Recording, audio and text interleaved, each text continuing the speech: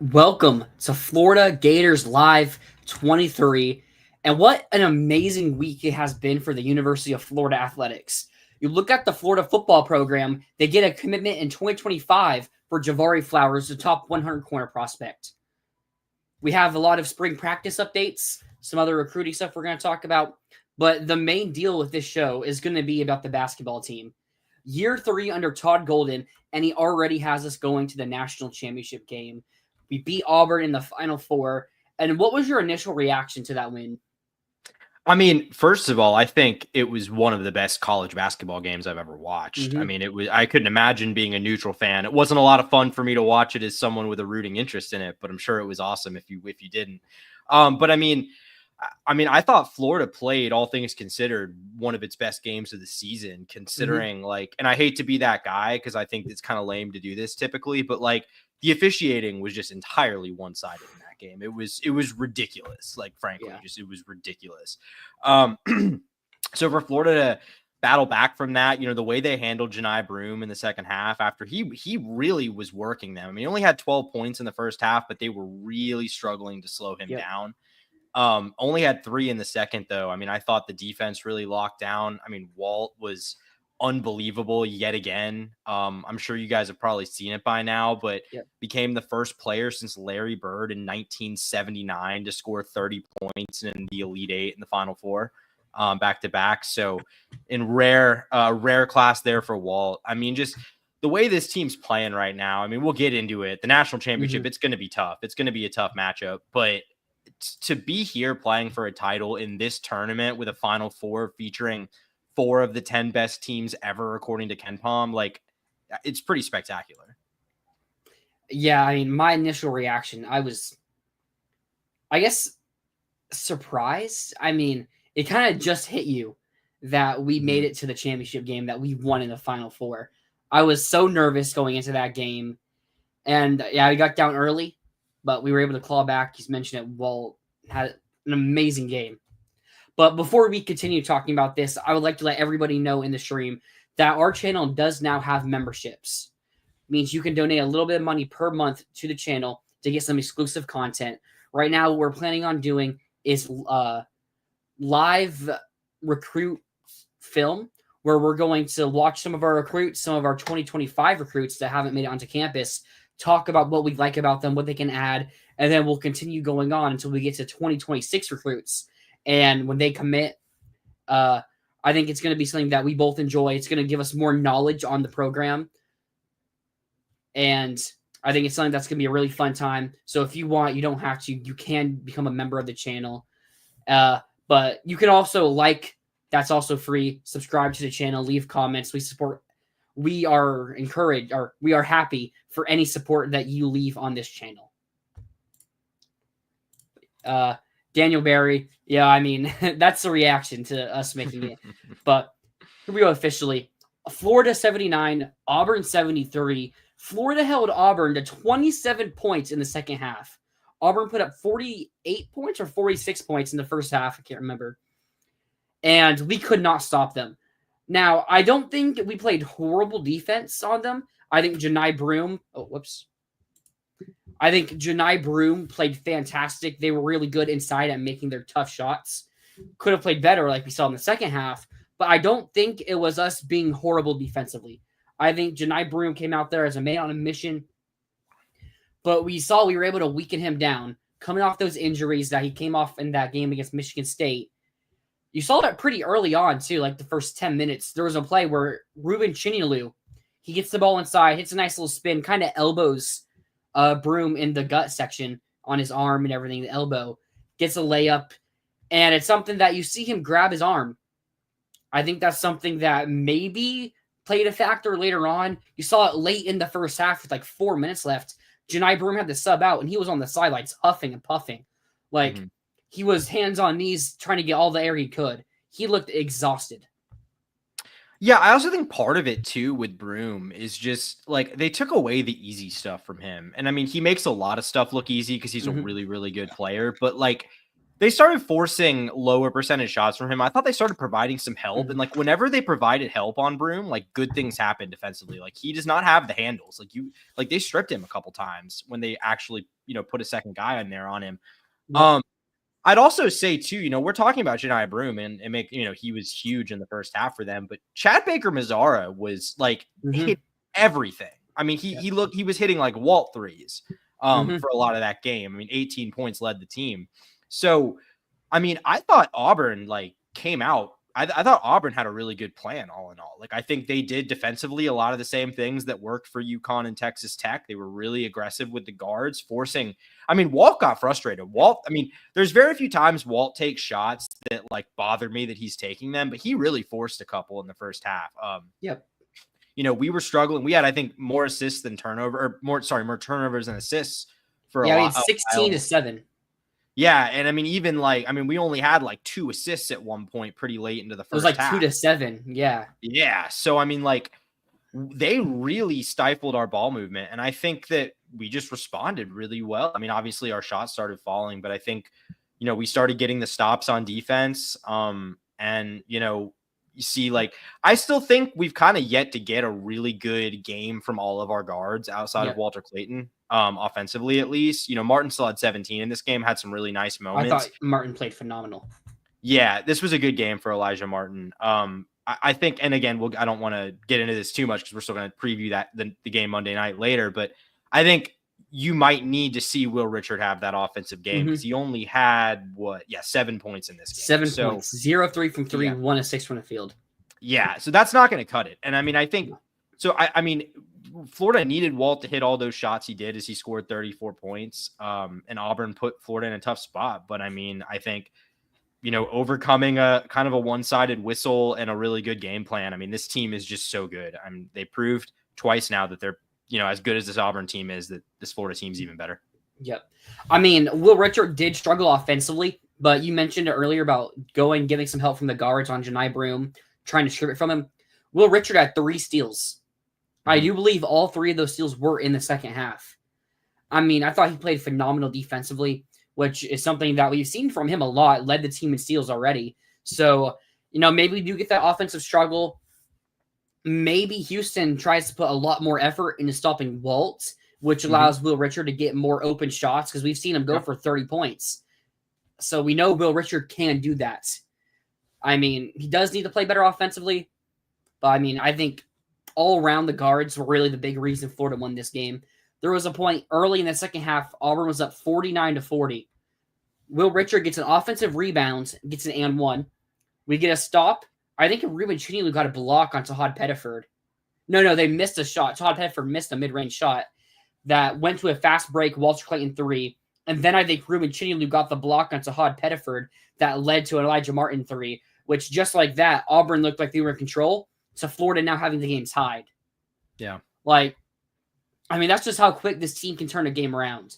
In a span of 1 minute, it can go from a 9-point game where Auburn is dominating to Florida now being up by 2 points. Yeah. No, I mean, I think, the guards, especially, particularly Clayton and Martin, like that was so huge. Because, I mean, if you just told me with no other context that Alex Condon fouls out with 1 point in this game, I'd say Florida probably didn't win that game, with how important he was the first time around against them. And I think the bigs, Micah didn't have a great game either. I didn't think, didn't really do a ton. I mean, Chin was fantastic. I thought, I think Chinilu may have been the difference maker in this game. Oh, 100%. I mean, his defense in the second half. Oh my God. Yeah. Well, and his rebounds too. I mean, he was going up against Cardwell and Broom, who are, only 6'10" and 6'11", I think, but man, they're big physical guys. And, Chin, the board on I don't remember the exact timing in the game, but the one where Auburn missed the front end of a 1-and-1. It was like Chin went 30 seconds left. Yeah, when Chin went up to get that. I mean, that probably won with the threes they were hitting at that point. That may have won you the game. Like that literally to me, that was as much a play of the game as the Elijah Martin steal and dunk, or the wall and one. Like those, that was as important. When Elijah Martin got the posterized on both Chad Baker-Mazara and Tahad Pettiford, Ruben Chinilu swatted the ball away. Tahada Pettiford was going up for a shot. He had still like at his chest. Ruben's one who swatted away so that Martin could grab it and run and get a top 10 play, Sports Center top 10 play. Yeah.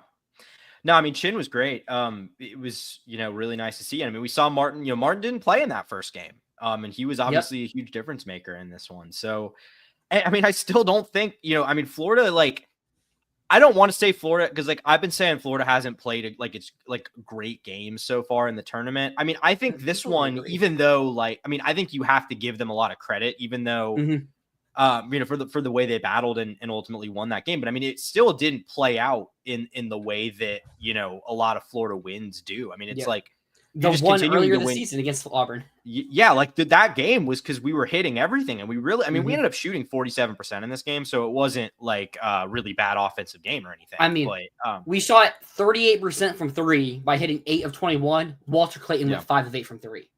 Yeah, that's just what happens when you have the best player in the country. Yeah. No, I mean, it was a crazy game. There were so many moments. I mean, and overcoming mistakes too. I mean, like Hauku has been so good at the line the tournament was awful. I mean, 3 of 7, missed some really clutch ones. Like looked like, I mean, again, just with the way the game was going, you're like, is this going to be what cost us the game? But, just came through at the end, ultimately forced some, Auburn had a couple opportunities, forced some kind of off balance shots that they missed and just made enough plays to win that game against a really good team that I like. I said I don't think Auburn gave Florida its best game the first time around. I think Auburn just gave Florida about pretty close to its best game. Like that was, I don't think, especially, with Broom's injury being a question mark, I think they came out looking really, really good, and Florida just overpowered them. In the 2 games Florida and Auburn played, Florida held Auburn to 14 total threes. This is a team that could go off for 15 threes in a single game if they need to. So to hold them to 14 and 2, I mean, just a fantastic defensive effort. I think that's something that's going to be a big key in the Houston game. One play, I'll get it, that really also was a big clutch maker. We went on that 40, or we won a 51-49, 11-0 run. And then Auburn went on a 6-0 run, make it 55-51, and they had us stopped. And there's like 5 seconds left in the shot clock. All the momentum's in their favor. But Walter Clayton, guarded by Chad Baker-Mazzara, in the corner, takes a step back fadeaway 3 and drains it. From that point on, it really felt like Florida was going to win the game. Yeah. No, I mean, that run was crazy. They erased the deficit just so fast. Yep. And yeah, I mean, Walt just took over the game. I mean, we've seen him do it so many times before, including in this tournament, and it just happened again. I said on the show last week, something along the lines of, if Florida wins the national championship, Walt's going to be tournament MVP, but it probably should be Hauk. As much as I want to give Hauk credit for the way he's played in this tournament, I no longer stand by that comment. Yeah. I was watching some other shows, and they're talking about Florida. They're talking about Waltz, and they're like, yeah, he's been the best player in this tournament. And they're comparing him to Kemba, Shabazz Napier, all the other great tournament runs. And they're like, okay, but these guys, we knew how good they were. They were elite players. Now, Walt was a first-team All-American. But they're talking about, we didn't think Walt could do this. But something I've been saying all season, Walt, I personally think if Walt wanted or needed to, he could have averaged 23-plus points per game. Because it happened all season. Early in the season, when we're playing a lot of cupcake games, it's kind of him taking it slow, learning more and more about the point guard position. But then we got into mid-SEC play where we just started blowing everybody out, where these games were over 10 to 15 minutes left. And he would already have 15 to 20 points, and then he would just not score for the rest of the game. Like, Walt could have done that if he needed to all season. I fully believe that. And he could have been the player of the year if he was doing that. But he knew taking it slower, letting his teammates get involved, learning the point guard position would help us become a better team. And now we're going on to play for a national championship. Yeah. I mean, I don't know how Walt stacks up against those other guys, but I mean, I can tell you Walt probably made himself a lot more money in the last few weeks than any of those guys did. I mean, talking about a guy who at the beginning of the year, people were saying like maybe mid to late second round. I mean, he's like, I mean, who knows? But I mean, I've seen people legitimately talk about him as like a possible lottery pick now. I mean, we'll Yeah. see. But I mean, it just goes to show what he's done for himself on this stage. And I mean, I don't want to say single-handedly carrying the team because a lot of guys have really stepped up, but he's the only one I think who has consistently stepped up in pretty much every moment in this tournament so far where they needed someone to step up. Yeah, Rob, man, it feels like the teams we've played, Maryland, Texas Tech, and Auburn, are kind of perfect teams to lead us into the Houston game. Yeah, we're playing teams that are very physical. I mean, Maryland, top 10 defense. They're known for their physicality inside their defense. Texas Tech, I mean, same thing with them. They're going to be really good defensively, and they're bigs. I mean, Darian Williams ate us up inside. And Auburn, Janai Broom, we know how they can play.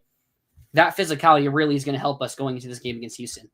Yeah, 100%. And what I will also say too is, unlike all of those teams, for all the strengths Houston has, they don't have a big like those teams have. They don't have a Derek Queen. They don't have a Toppin. They don't have a Broom. Like they have other ways they can hurt you, but they don't have that. I mean, we'll get into it later. I will say, let me pull it up real quick. Jawan Roberts, I guess LG Carr is probably the MVP for them in their win against Duke. But Roberts had a double-double. He does have a 7'5" wingspan. He's only 6'8", but he does have a huge wingspan. Okay, I mean, that helps. But I mean, 6'8" still. You're talking about 6'8" against Micah and Chin. Like that, I mean, we'll see. I mean, that wingspan will help, but we'll see. I mean, sorry. I think that's a different. I mean, I think that's, while he's a good player, I think that's not quite the same challenge that a Janai Broom or Derek Queen poses. Yeah, we'll get into that. I mean, we'll talk a little bit about this Houston Duke game because, the other semifinal game. What a choke job by Duke. Yeah. I mean, some questionable coaching. Moment maybe a little too big for those freshmen. Yeah. I'm going to be honest. I mean, I didn't think Houston would win that game until the point where they got 5. No. I'm saying they brought it within 1. I didn't think they had a chance of winning that game until they called the foul on Cooper Flag that gave them the 1-and-1 opportunity to take the lead. Yeah, 100%. No, that was the first moment. Yeah. Yep. No, that when they went to the line, like it occurred to me what was about to happen. They're about to maybe take the lead on a 1-and-1 with like 1 possession left. I was like, oh my God, they actually might do. And I still thought Duke would win. Yeah. I literally said out loud, it felt like when, like in a playoff game, when you punt the ball to Patrick Mahomes in a tie game with a minute left, that's kind of the vibe I got, giving Duke a possession down 1 with 17 seconds or however much was left. But, credit to Houston because they did a pretty good job neutralizing Cooper Flag in the second half. I mean, he still had his, but like, you watch him play. I mean, and I was watching that whole game under the assumption that it was going to be Duke that we had to play. And I'm just sitting there thinking, I don't know what we're going to do to stop this guy. Like, truly, I don't know what we're going to do to stop this guy. Number 13 for Houston. What's his name? What was his name? I can't remember his name. Was that Jawan Roberts or was that? Jawan Roberts. Yeah, it was Jawan Roberts. Okay, yeah. Jawan Roberts locked him down. Was playing really good defense.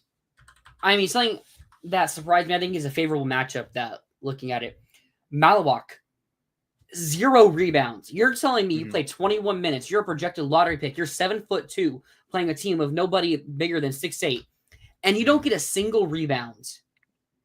I mean, this is a physical team. I don't want to break down our matchup too much here, but I mean, they're gonna get theirs. The stat I was looking for here: in games decided by 5 points or fewer, in either way, Duke is 1-4.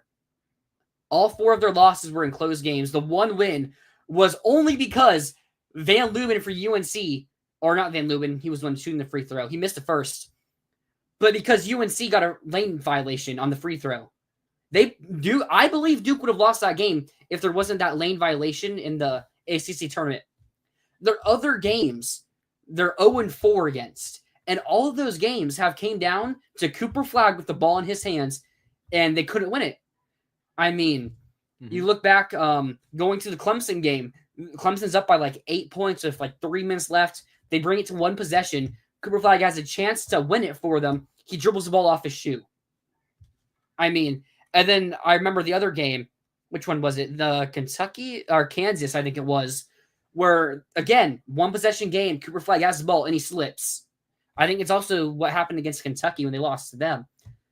I don't know why, but Cooper Flag does not have that clutch gene. Well, I mean, part of it is just you're talking about a freshman in the national semifinal. Like Yeah. that's part of the reason, like, I was a little Duke skeptical as good as they looked is because, and I mean, this is a bit cliche to say, but like teams that are built like that just are not the teams that make these deep runs typically. It's teams that are built like Florida, built like Auburn, built like Houston, veteran heavy, not necessarily NBA guys, but guys that have so much college basketball experience. And I mean, as good as Cooper Flag and Concanipple are, because they both were really good last night, but just in those moments, it's tough when you're that young and you don't have the experience. So, yeah, I mean, like surprising, sure. I mean, I frankly, like, I think Duke wins that game most of the time. If they play it 10 times, like, I think Duke is the best. I mean, I'm glad Florida's playing Houston. This is not to say that Houston's not a really good team that can't beat Florida, but I mean, I think the matchups, and again, we'll get into it, but I think the matchups compared to Duke scare me a lot less. So, I mean, I think Florida dodged a bullet here. I think Duke really missed a tremendous opportunity. That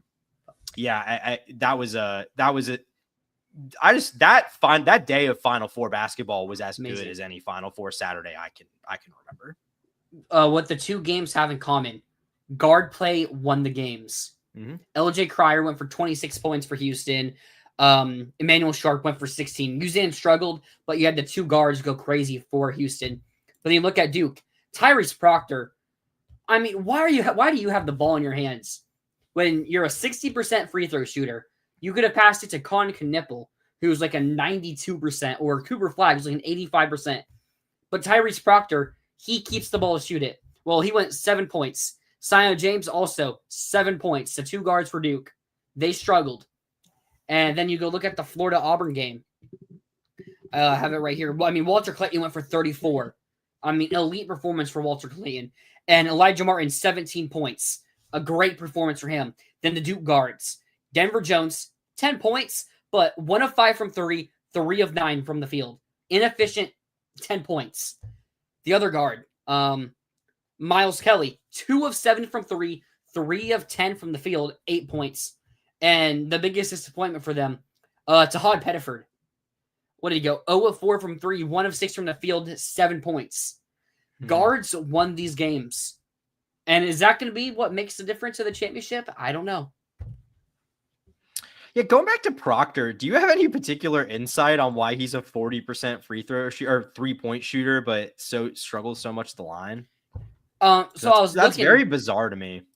So I was looking at something. Every year since Proctor's freshman year, all of his stats have gone up. His 3-point percentage has gone up. Field goal percentage has gone up. His playing time, points per game have gone up. But the one thing that has gone down every single year, free throws. As a freshman, he was like an 80% free throw shooter. Then he went to like 73, then like 65, and now down to 60. Apparently, he was pretty good in the regular season. But then, like, since the ACC tournament, he's been struggling a lot. Maybe it's a nerves thing. Like, I mean, it has to be if it starts struggling during tournament time. Yeah. Yeah, I don't know. That just was weird to me. But, I mean, this Duke team definitely looked out of sorts. I mean, I think it's fair. I've seen a lot of people questioning, like, some of John Shire's, like, sets and stuff, decisions he's made late in games. And, I think similarly to Todd, he's a young coach kind of still figuring out some things about in-game management. But I mean, I think that was costly for them in that game. So, I mean, I think it should probably be Duke playing Florida right now. But ultimately they made them, they couldn't close out the game. I mean, they were winning. When Houston took the lead on the free throws, that was their first lead since like 6-5, like 5 minutes into the game. Like that sounds right. Yeah, something like that. So, I think Rob. Sorry, go ahead. Sorry. I didn't think Houston could win it, but I thought the game was like fully over when Tugler got the technical for reaching over when the inbound pass. Like at that point, I thought the game was over. Like before that, I didn't think Houston would win, but I was like, hey, there's still a chance. I turned the game off because I thought it was over, and then I turned back in like 2 minutes later. I'm like, oh, okay, they can still win it. But yeah, going to what Rob was saying here, I kind of feel like Houston will regress to the means. They were throwing up 3-point shots with desperation. I will say Houston's like a 40% 3-point shooting team. Mm-hmm. Like they will hit shots. Yeah. You look at some of the close games they've played, they've hit difficult threes to win those games. So, I mean, maybe, but maybe not. I will add though, I think there is some truth to what Rob's saying in the sense that like this part of the reason I would have rather even if Houston wins on Monday night, like this, I would still think they're the team Florida wants to play, because I think what Houston did to beat Duke is a lot less replicable than like the game Duke was playing that seemed to have them on track to beat Houston. Like I think that Houston is going to have to play really, really good basketball to win on Monday night. Whereas I think Duke maybe could have just won via matchups. But so, I mean, I think like you make a good point. Like that is their identity as a team. They're going to hit shots. You're going to see some really high level guard play, but I think there is something to be said for, I'm not sure Houston can quite replicate that performance again. More on the defensive end. I have it right here. They're number one from three. They shoot 39.9% from three. However, they're 289th in 3-point percentage attempts at 34.7%. So they hit them at the best rate in the country, but they only shoot them at a 35% rate compared to twos and free throws. Where's Florida on that? Because I feel like Florida doesn't shoot any mid-ranges at all. Florida, how did I pull that right here? Florida's offense. So why did it not pull up the same? How did I do that? Should be this, no? Oh, wait, that's why, because I hit this. 1 sec. 3-point percentage right here. I got to scroll down to 70th right here. So Florida is 70th in 3-point percentage at 35.8. 2-point percentage were 29th at 56.1. What is this? Free throw. What are you asking for the 3-point percentage attempts? What percent? Yeah, what percentage of our shots are from three? And like where that ranks? 43.7 at 74th. Okay. So that's honestly just a little lower than I would have thought. Yeah. I mean, we're pretty good from two, like inside and everything. Yeah, I guess most of those two just have to come in the paint. Because again, we just really don't shoot a lot of mid-ranges, I feel like. Todd is a great X and O's coach. Clayton struggled to inbound and Todd Golden for. Remember when we went 4 wide on the baseline trying to get the ball off? Because Clayton struggled on the first. I was going to say, we've been really good this year at inbounding. But yeah, Clayton struggled.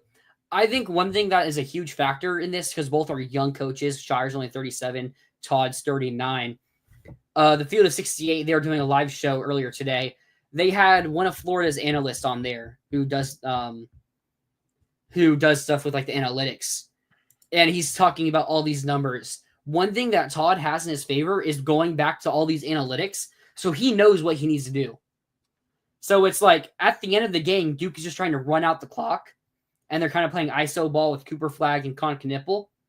Well, Todd Golden knows, like, okay, it's still a 5-point game. We still need to go and run a regular offense, which I think allows Florida to be a bit better in these situations. So it may not even be what Todd calls, but it's the fact that he relies on computers, which give him a more accurate call than what Shire does.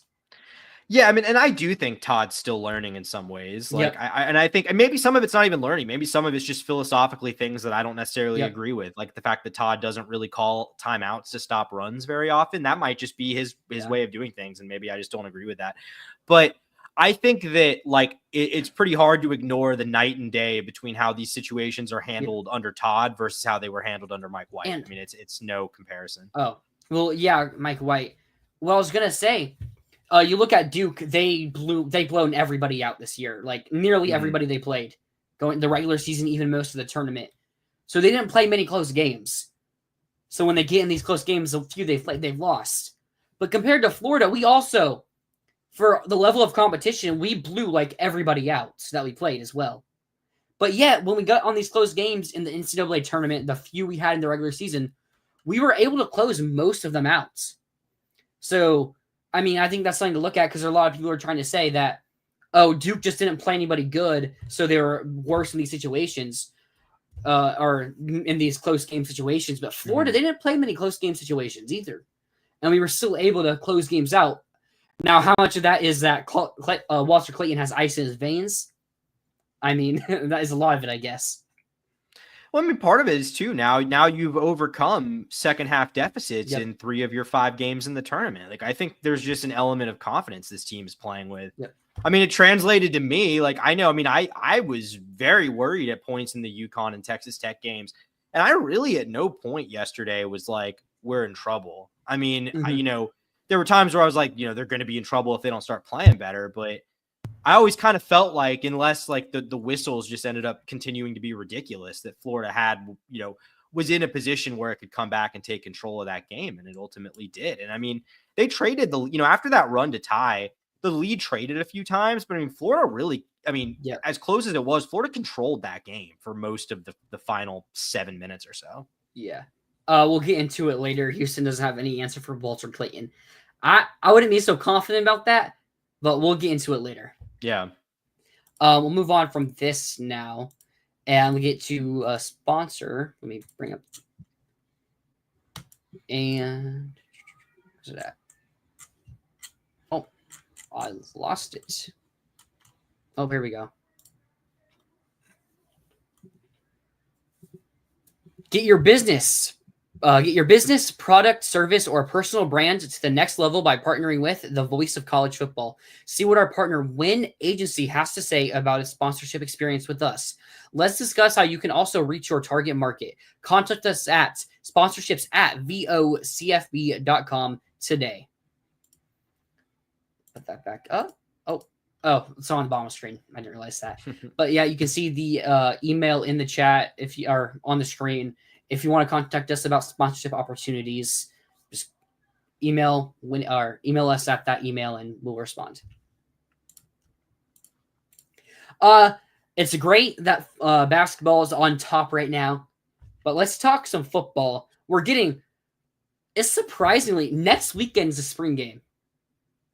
That's crazy. That's honestly crazy. Because of this basketball being so good, and I mean, us still being active 2 weekends longer than we've been since 2017, it kind of just doesn't feel right for it to be this close. Mm-hmm. But, sorry, you're going to say? Oh, yeah. Well, I was just going to say, between the basketball run and kind of the Lagway stuff sort of taking the wind out of our sails for spring ball, it literally just hasn't even really been on my mind that we've got a spring game coming up next weekend. But so you'll hear us talk about that on the show next week. I mean, yeah, we'll just start right there. You already talked about the Lagway injury. From what I keep hearing, my understanding, it's being a bit overblown. Mm-hmm. Like, he's not throwing the ball publicly. Because something that hasn't been confirmed is if he's throwing at all. And if he is throwing when there isn't the press. Because the press is only allowed to be in practice for like a few minutes, like 15 minutes or something, I thought I saw. As someone who's been in that position, gone to practices in the portion that the press is allowed to, you see nothing. Like, you see nothing of value. So there is still the chance that Lagway is throwing when practice is closed. It's also something I've been told, if we played a game today, Lagway would play. So it's not an injury that's holding him back. Okay, I mean, my biggest question, because I mean, I don't think it's on its face particularly strange. Quarterback who had shoulder injury in camp last year. When your shoulder's injured and it's your star young quarterback, you're not going to take chances with him throwing in the spring. That all makes sense to me. I guess my question is, if it's a recurring issue, as far as we know, DJ didn't get any sort of operation or anything like that after the season. So yeah, it's my understanding that he's not. So like, that's the only question I have and I don't even know if it's a question for Billy. It might be more of a question for the training staff or even Lagway himself. But that is what concerns me a little bit. I mean, I will just say it kind of seems like, the performances of the quarterbacks without DJ Lagway in the fold kind of reiterate how important it is that we get him back to 100% by the start of the season. Because kind of sounds like Harrison Bailey and Aiden Warner not necessarily playing their best ball in spring. Something I heard that's very interesting. Even when Lagway is just in there handing it off, and I mean, I don't know if they do pass plays, but he doesn't throw it. They're saying that just the offense has more juice to it. Like, even when he can't throw the ball, the offense has more juice than when you have Harrison Bailey and Aiden Warner. And I don't want to diss them too much. I've heard some good things. I've seen some good things from Aiden Warner. Like, I think he has actually a pretty good arm. but being in in-game situations and talent levels being different might mentally hold him back there. But a theory I've talked about with some other friends and stuff in chats about DJ Lagway's injury. This is nothing guaranteed. This is just something that we've theorized. Could it be a tendonitis? Because it's something that they say we don't know if he needs surgery for. Well, we know he's going to probably play and not have surgery. Mm-hmm. And tendonitis is something that's an overuse injury, or an overuse thing. And you go back to his high school days where he played baseball, was a pitcher, played a lot of baseball, football. Mm-hmm. He has an interesting throwing motion that comes with playing baseball. Is it something like tendonitis that's affecting it, and it's an overuse thing, so they try not to make him throw it too much? That's my theory, because Mark Long, he went out and said that Lagway needs surgery, although that's something that has not been confirmed, and he's like the only person saying it. So maybe tendonitis isn't it, but that's my guess. Yeah, I mean, I think that is a sound theory. I mean, I will say it doesn't really sound like. I mean, it's weird to me because at the same time, on the one hand, it doesn't really sound like something they're particularly worried about. Yeah, but there's also just been the lack of transparency, which makes you kind of second guess that a little bit. I mean, I guess to me, it's like I don't really see, considering we're still it's April, we're still 5 months away from a ball kicking off. Like I think almost 5 months away from ball kicking off. Like I think it's pretty. Yeah, I know that's depressing, but but I mean, it's not depressing in the sense that it gives DJ a decent amount of time to be getting back closer to 100%. I mean, I think again, just Aiden Warner. I mean, for what he is, I mean, for a guy that was a walk-on at Yale, like I think he can ball a little bit, but I don't think. I mean, we've seen that. I think we know that Florida's not capable of being an 8-9 win team or 8-9 plus win team if it's Aiden Warner playing any significant amount of snaps this year. And I mean, it kind of sounds like, I mean, we'll see. I mean, I think they certainly brought in Harrison Bailey to be the backup, but I'm not so sure that's the way it's shaping up. We'll see. I also saw Clay Millen throwing in practice. He's there? What? I'm pretty sure I saw him throwing in practice. Let me double check this. That's crazy because that saga is, I mean, I don't even know if you can call it a saga, but it just has made nothing about it has really made any sense to me. April 1st, I have passed him throwing a pass to Khalil Jackson. I mean, because it's so weird because you're talking about a guy who like had semi-promising early returns playing at a decent, middle T, mid-major G5 program. His stats look like he'd be a really good game manager. Yeah. Or third string game manager. And I mean, you just didn't see him. I mean, they clearly liked Aiden Warner more. They clearly or it was an injury. Or it was injury. Yeah, maybe it was injury. But if it was something they weren't telling us about, and then they went and got a journeyman backup guy in the portal in Harrison Bailey. So I don't know what role Clay Millen's going to have on this team, but that's interesting to me. Yeah, I mean, I have as good of a guess as you do. We'll get to it. I have a question, but we'll get to it later when it's thematically relevant. Oh, what is it? What is it? Well, we can get into it. It's a spring question. I was curious if you have heard anything about what's going on with Asa Turner and if he's even going to be on the roster this fall. I mean, we talked about it last week a bit that he got cleared, but his future with the program is still unknown. I haven't heard anything. So you haven't heard anything beyond the official line, which is he's good to go, but we don't know exactly what his role, if any, is going to be on the team. Okay, that's cool. Was just curious. He didn't, from what I understand, did not participate, or at least wasn't seen participating in any sort of scrimmage or anything like that. So yeah. Moving on next to wide receivers, I think something that excites everybody. Aiden Mizell had a short pass that took 50 yards to the house. We saw it a bit this year, like the Mississippi State game where he had that like 60-yard touchdown that was overturned by some horrible block in the back call. We know everybody says he's maybe the fastest player on the team. Mm-hmm. So to have him going out in practice, looking really good, it seems like the entire receiver room, honestly, the matchups at wide receiver versus corner, from what we've heard, they've been very competitive. Something that I'm very excited to see. I heard Jamichael Sturdivant had some nice plays, and should we just get corner to go with it? Because, they matched Yeah, up against each sure. other. Let's do it. I heard there was a matchup between Devin Moore and Jamichael Sturdivant where it was Devin Moore just went up for it and won. Like, it was a big battle between them. Like, it was a tough one. Like, Sturdivant apparently didn't do anything wrong on the play. Devin Moore was just better. Yeah. And everything I'm hearing, Devin Moore is looking really good. We all know how good Devin Moore can be if he stays healthy.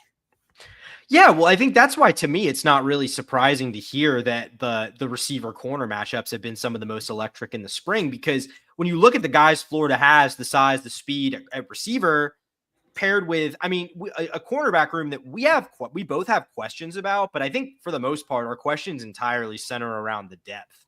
I think we both feel like this is a really good cornerback unit if everyone's healthy. That kind of Devin Moore at the forefront of that with his injury history. Yeah, Rob. Talking about corner depth. Yeah.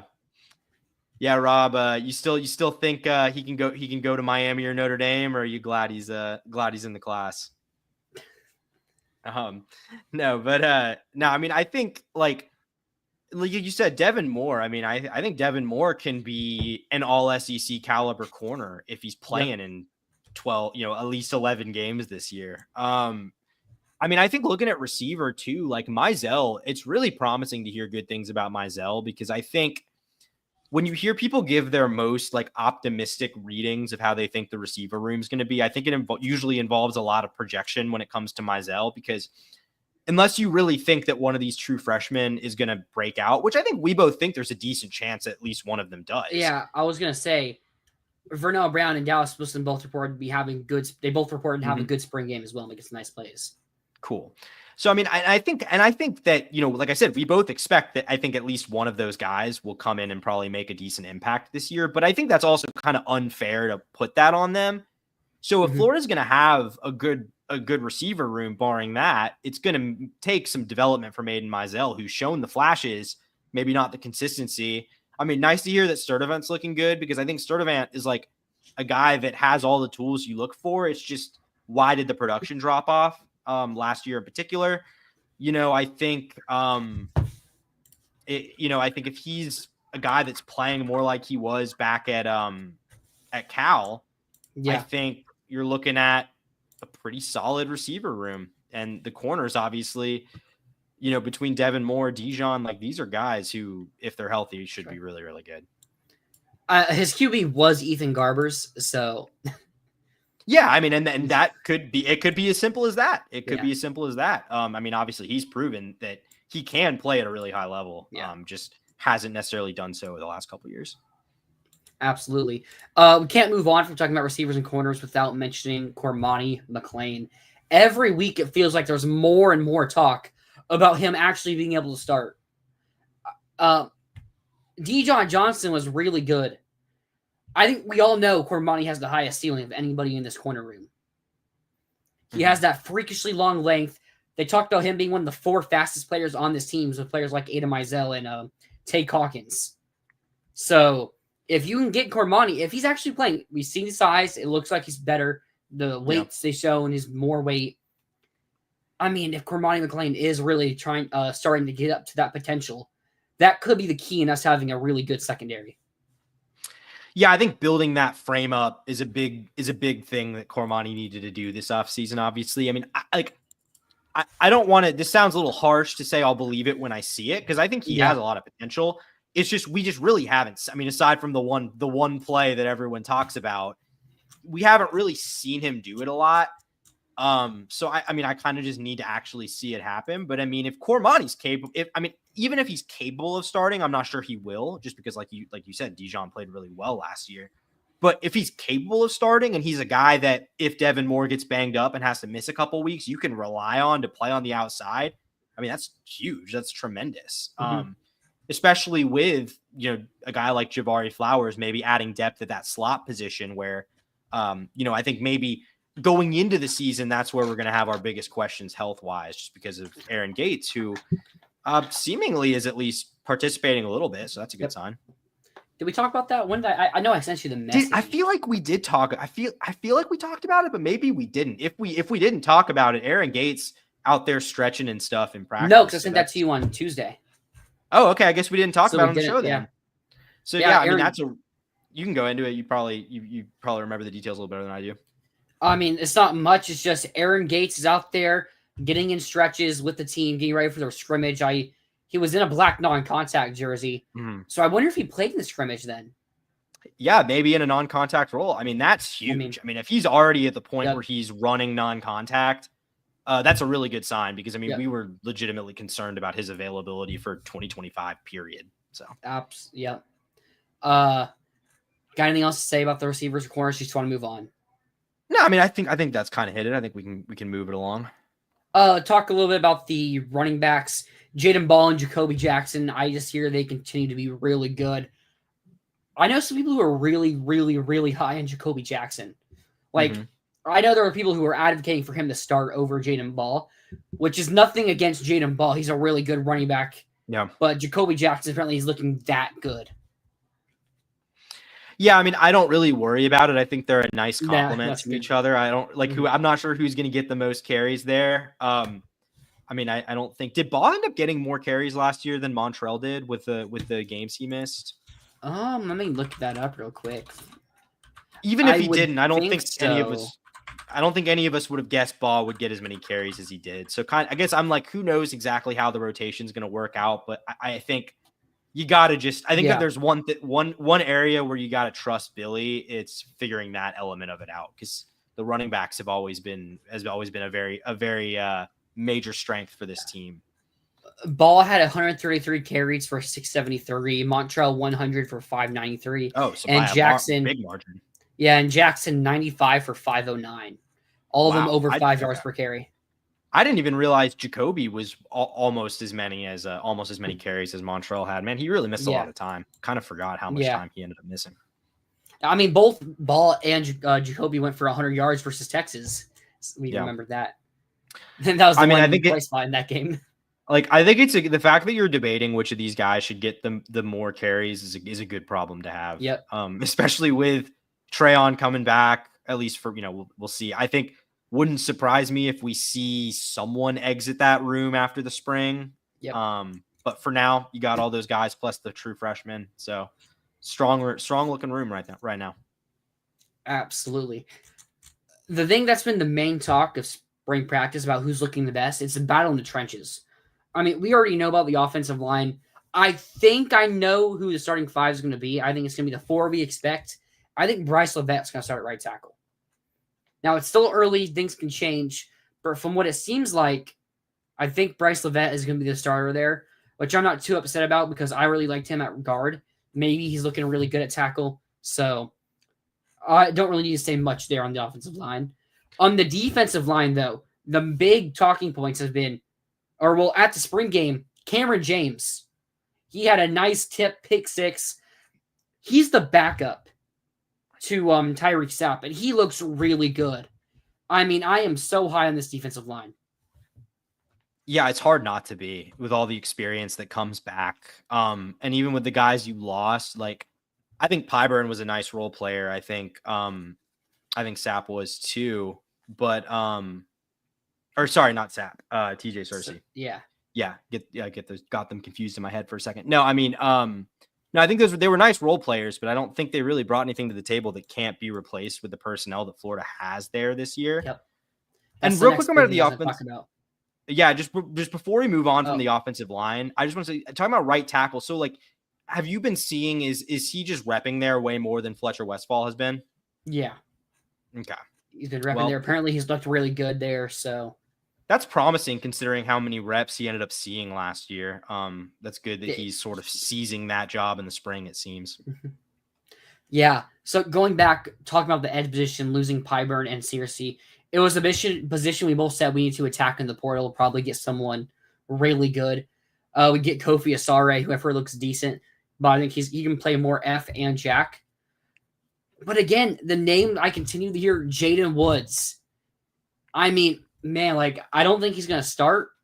He could by the end of the season, but he's someone that's making an instant impact. I've heard from pretty good sources that they would be shocked if Jaden Woods isn't making early impacts at Florida. Which, I mean, that says a lot for a guy coming off the edge because that's a position where you just have to be really skilled and impactful to see the snaps. I mean, like, You look at a guy like Harold Perkins, how much he played off the edge as a true That freshman. was the name. They're like, Really? if we can get something, not the comparison, a little bit, but like they're trying to say if they can get like a little bit of Harold Perkins, like what he did as a freshman with Jaden Woods, that would be very ideal. Which, because I mean, if you don't remember, I mean, because I probably watched LSU in 2023 more than most people, or 2022 more than most people listening to this, I would guess. But if you don't remember, like Perkins wasn't playing every down for them. He was like a third down pass rushing specialist, kind of, and it was really impactful. So, I mean, if I guess we'll see. If I'm not saying Woods is good enough to have a role quite that defined yet, but I would say it's a really good sign that he name is just isn't strategies that it's easiest or the first from the ball, the easiest it is to find early playing time. So for a guy coming off the edge to be making that much of a splash as an early enrollee in the spring, that's exciting. I mean, we'll see how much, where he fits into the rotation, but I'm not sure Florida's like so set that he can't break into it. No. I was going to compare. Harold Perkins is currently 6'1", 220. Jaden Woods, 6'3", 229. So trying to figure out if he can play a bit more off the ball. Mm-hmm. I'm not too sure how much that is. I mean, I don't know. He's definitely not as athletic as Harold Perkins. I mean, there was a reason Harold Perkins was a top 10 recruit. And Jaden Woods. Also, though, Perkins shouldn't be playing off the ball.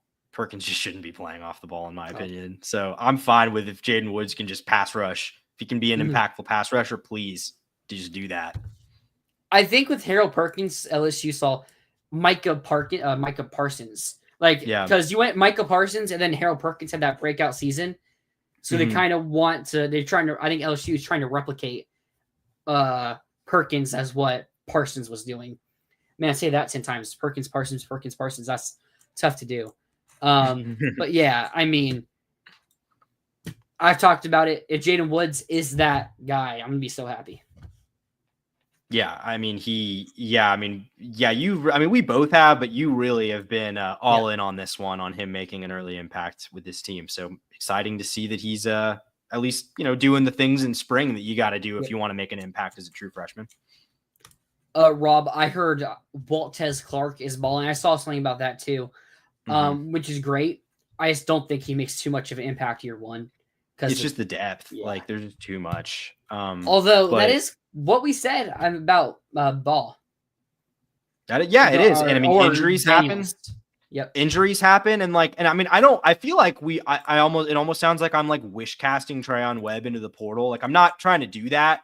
I'm just saying, like, if someone like Trayon Webb were to portal after spring, that would obviously open the door for more carries for a guy like Waltez Clark, potentially. Yep. Is there anything else you want to talk about from the scrimmage, or do you think you've talked about everything we want to? I mean, just in general, it's hard to say from a scrimmage whether this is a quarterback thing or not, but I heard 3 interceptions in the scrimmage. One by, I think, was a tip from Cameron James. So that's cool to see him making plays. I don't know if it's that. And Devin Moore had one. And Devin, and the Devin. So it's the 2 corners that are standing out. Yeah. That's good. I mean, I don't know if that's just an indictment of like Harrison Bailey. I hope not, but good to see. One thing though that you have to also look at practice-wise, the defense knows the play. Mm-hmm. It's a lot easier for the defense to play when they know what the offense is doing versus for the offense to look worse when the defense knows what they're doing versus a totally random sample. So, Rob, fellas, I'm calling it now. Rob coming in hot. If our D-line plays as dominant like they did at the end of last season, we will win the Natty in football. It's 2020, or I'm sorry, it's 2006 all over again. Basketball team, football team, both are going to win the Natty. I mean, and we're going to be ecstatic. I'm not quite as bullish as Rob seems to be, but I will say, like, I think that is pretty key. And I think if they're that good for the whole year, like, it's probably the recipe for a CFP team or one that's at that caliber. If Lagway's healthy and you've got the defense playing like that, like, yeah, sure, could at least get there. I'm at the point why you couldn't.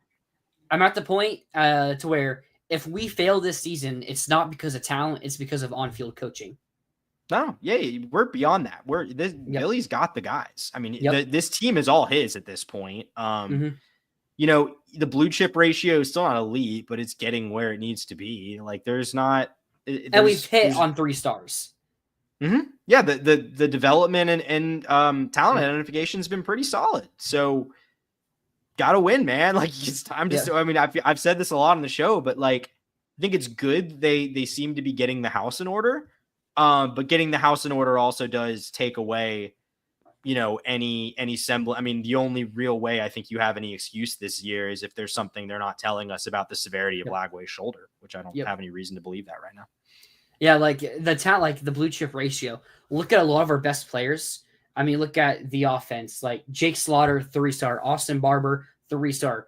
Kanjaya Harris, who played pretty well last year in his first year starting, 3-star. Bryce Levette, 3-star. Offensive line is all 4 3-stars and then 1 4-star in Damian George, who I really like Damian George as well. And then, I mean, the rest of the offense, I mean, Ball was a low 4-star.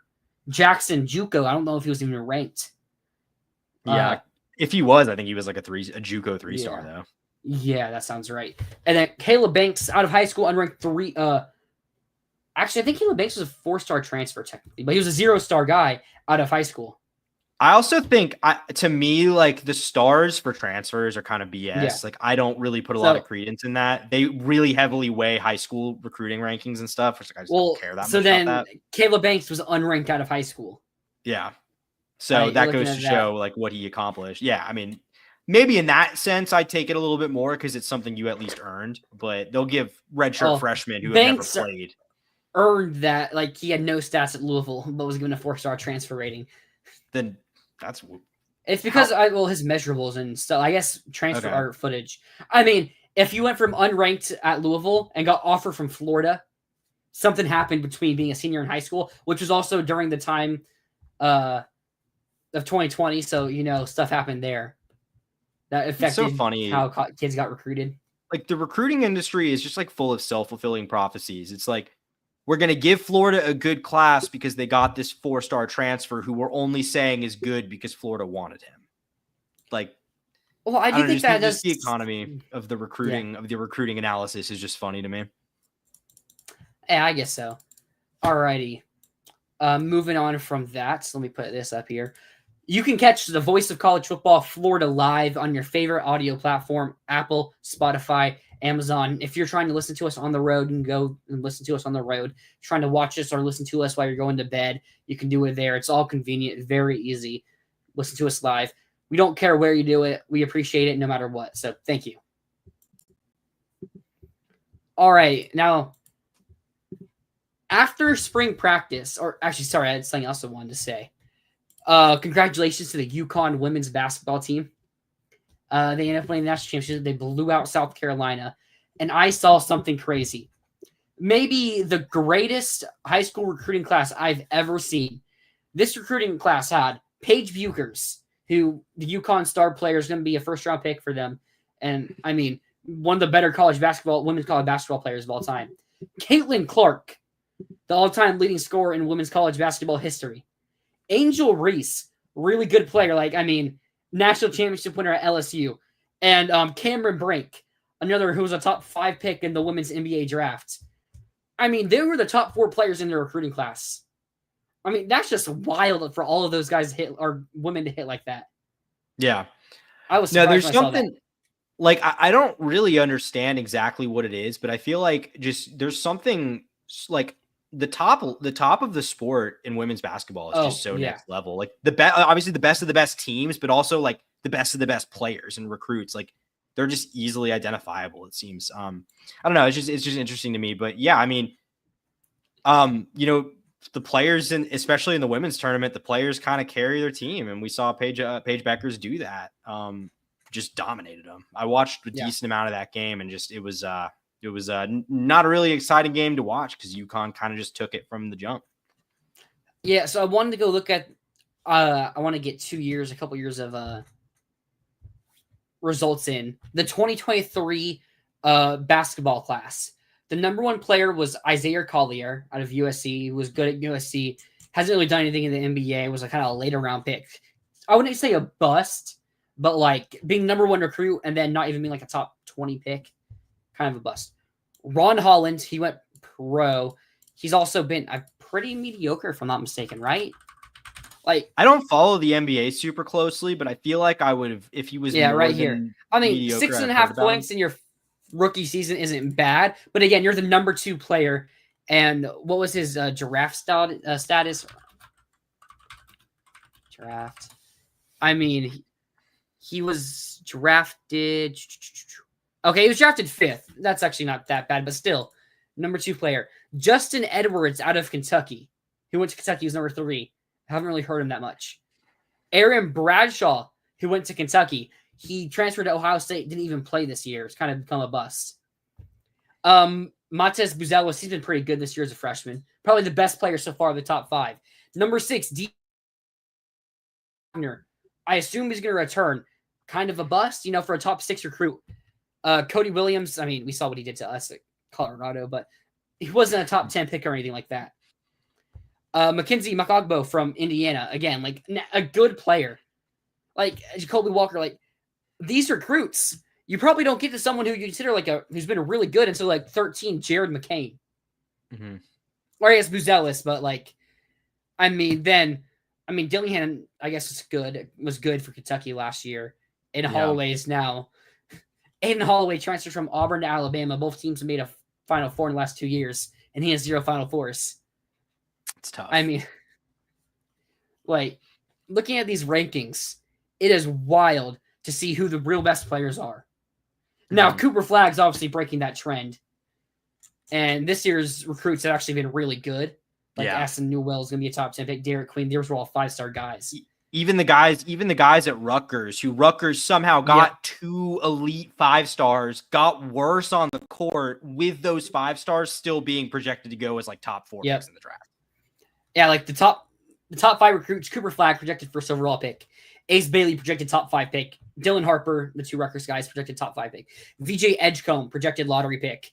Trey Johnson projected top 15, top 20 pick. Kamal Malakok projected lottery pick. Takes it till you get to Jalil Bethea, who went to Miami, who just transferred to Alabama. He announced that earlier today. And it's Jaden Quinton, and he's not even eligible for the NBA draft. He entered transfer portal from Arizona State. But and then you get down to Derek Queen at 12, projected lottery draft pick. Isaiah Evans, projected first round guy. Asa Newell, first round guy. Liam McNeely, first round. Con Knippel, Boogie Flans. Nearly half of these 5-stars are projected first round picks. Mm-hmm. I mean, so I wonder how there's such a big difference in just a couple year gap and a 1 year gap. Yeah, I mean, I guess there's just a lot of variance year to year. It's kind of a weird quirk. Alrighty. 2025 class is officially done. I think it's safe to say. Gators 2026 class, we have some good recruits already. Got some top 100. We got our QB. But who else in this class are we looking to get? Who are the most important players? I'll let you start off. Who is your number 1 most important player in this class? Yeah, I mean, there's a few guys. I mean, I'm kind of going to go big here because I think it's the caliber of player Florida really needs to land if they're going to really get this to the next level. I'm going to say 5-star DB, Braylon Womack. He was second on my list. Yeah, a guy who's already down to his top 4 here with Florida, Auburn, Ohio State, and A&M. I mean, really elite player, ranks top 25 nationally in the composite, even higher in 247's rankings. So maybe a guy who can even rise those rankings a little bit. He's a Mississippi guy, so an out-of-state recruit, but just getting an elite DB like that, Florida got some really good, we talked about it kind of when we did our updated positional review for the DB room in the recruiting class. Ben Hanks, some really good players there, obviously the safeties, but haven't quite gotten a guy of this caliber. No. So I think that would be a really, really nice get for Billy to kind of get some momentum early in the 2026 cycle. I'm not sure if he's set a commitment anytime soon, if he's planning to set an official visit for Florida. We saw us really gain his recruitment after hiring Vinny Sensory. We know he's really close to Vinny. Some have even said Florida might be the team to beat for him because of that hire. So that's someone I really like our chances with. Has his official visit set for June. I don't know when in June. But I was telling you before the show, I kind of have some recruits separated in 2 different categories. Guys where positions we recruited really well, but if we want to become elite, we have to keep recruiting them over and over and over again to stack the positions. And safety, we just got Drake Stubbs and Lagonza Hayward, top 100 guys. And then you add on Braylon Womack, a current top 30 guy, 5-star. So that's adding on to that elite room right there. My number 1, not the highest rated guy. He's ranked 126, which is pretty good. Samuel Rosenborough from Clearwater, Florida is an interior offensive lineman, 6'5", 285. Someone that I've heard a lot of people say Florida has a really good chance to land. Let's be honest, the line recruiting hasn't been to what we want it to be. Now, the offensive line play this year in year 1 was actually pretty good. So on field versus on paper, success has been different. But with the class this year, we're losing probably 5 offensive linemen. We're going to be taking a larger recruiting class. We need to get like at least 2 guys inside that top 150, top 200. I would hope. And Samuel Rosenborough, someone I think we have a really good chance to land a couple hours away, Clearwater, Florida. I think it's a big opportunity that we cannot miss on to land him. Yeah, I think that's an area where Florida's blue chip recruiting has really been lacking. And we've talked about the development's been pretty good along the offensive line, but it's just not, that's not necessarily a substitute for landing high level recruits. Another guy I'll talk about is a guy who's gotten predictions to go to Florida on the defensive side, hasn't committed yet, but could be coming down the pipeline. Malik Morris, top 200 linebacker from Lakeland. I think this stands out to me just because I think Florida's linebacker eval and recruiting has been so good, both in high school and the transfer portal. When you look at guys, obviously Pup Howard, if you count Gums as a linebacker. I think when there's a blue chip top 200 guy who from Lakeland, who the Gators are going after heavily and seem to be in good position to get, I'm willing to give him the benefit of the doubt there. That's, seems like a guy who could be a really good player and contribute. I'd like to see obviously closed out for him. They've got the prediction, but I think that would be a really nice add on the defensive side.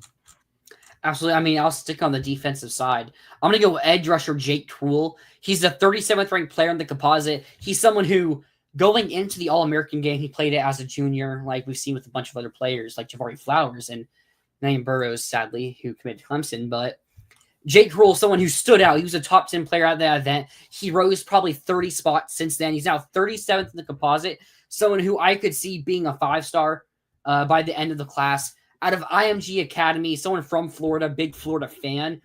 He posted stuff on TikToks, actually. He posted visits.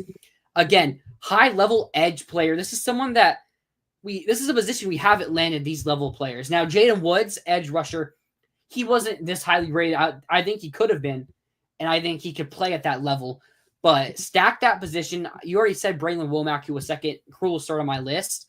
But Cruel, I think, someone that could be a big-time find, a leader for this class. And highly rated guy. I really like our chances. I would really like it if we could end up landing him.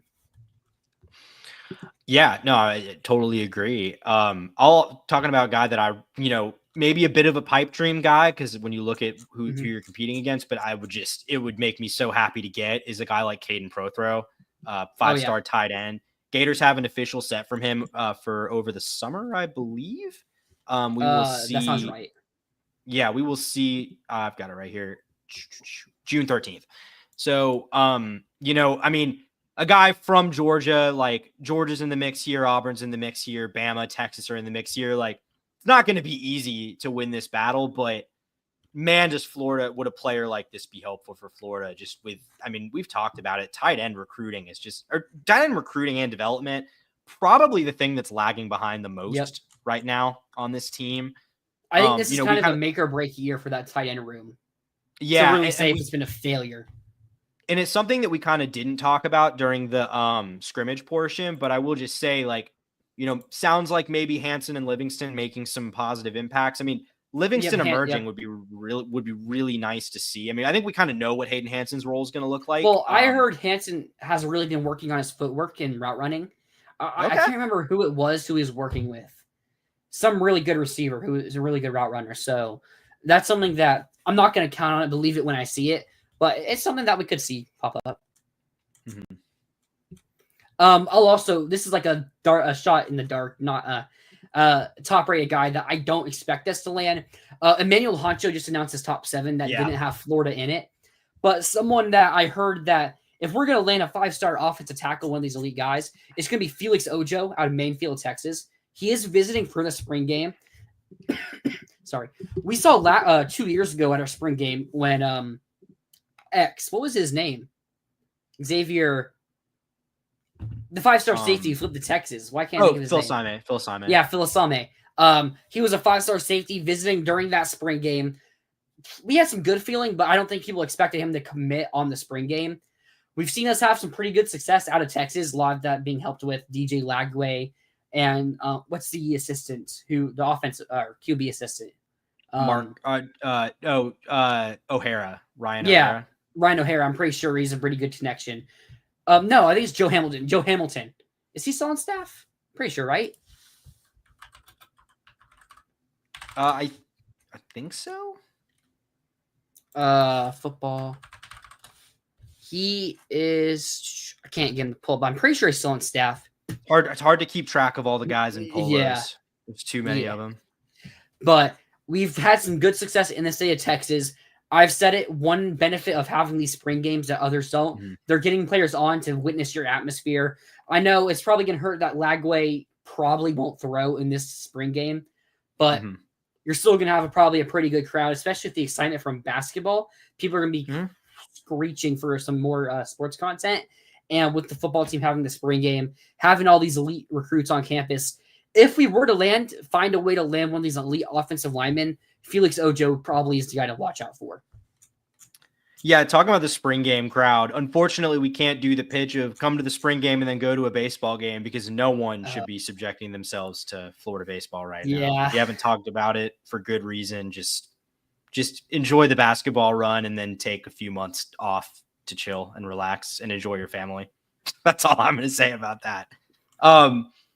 No, going back to recruiting, I'll talk about a guy on defense that Florida also has an official visit scheduled. Well, actually, I think the same weekend as Prothro.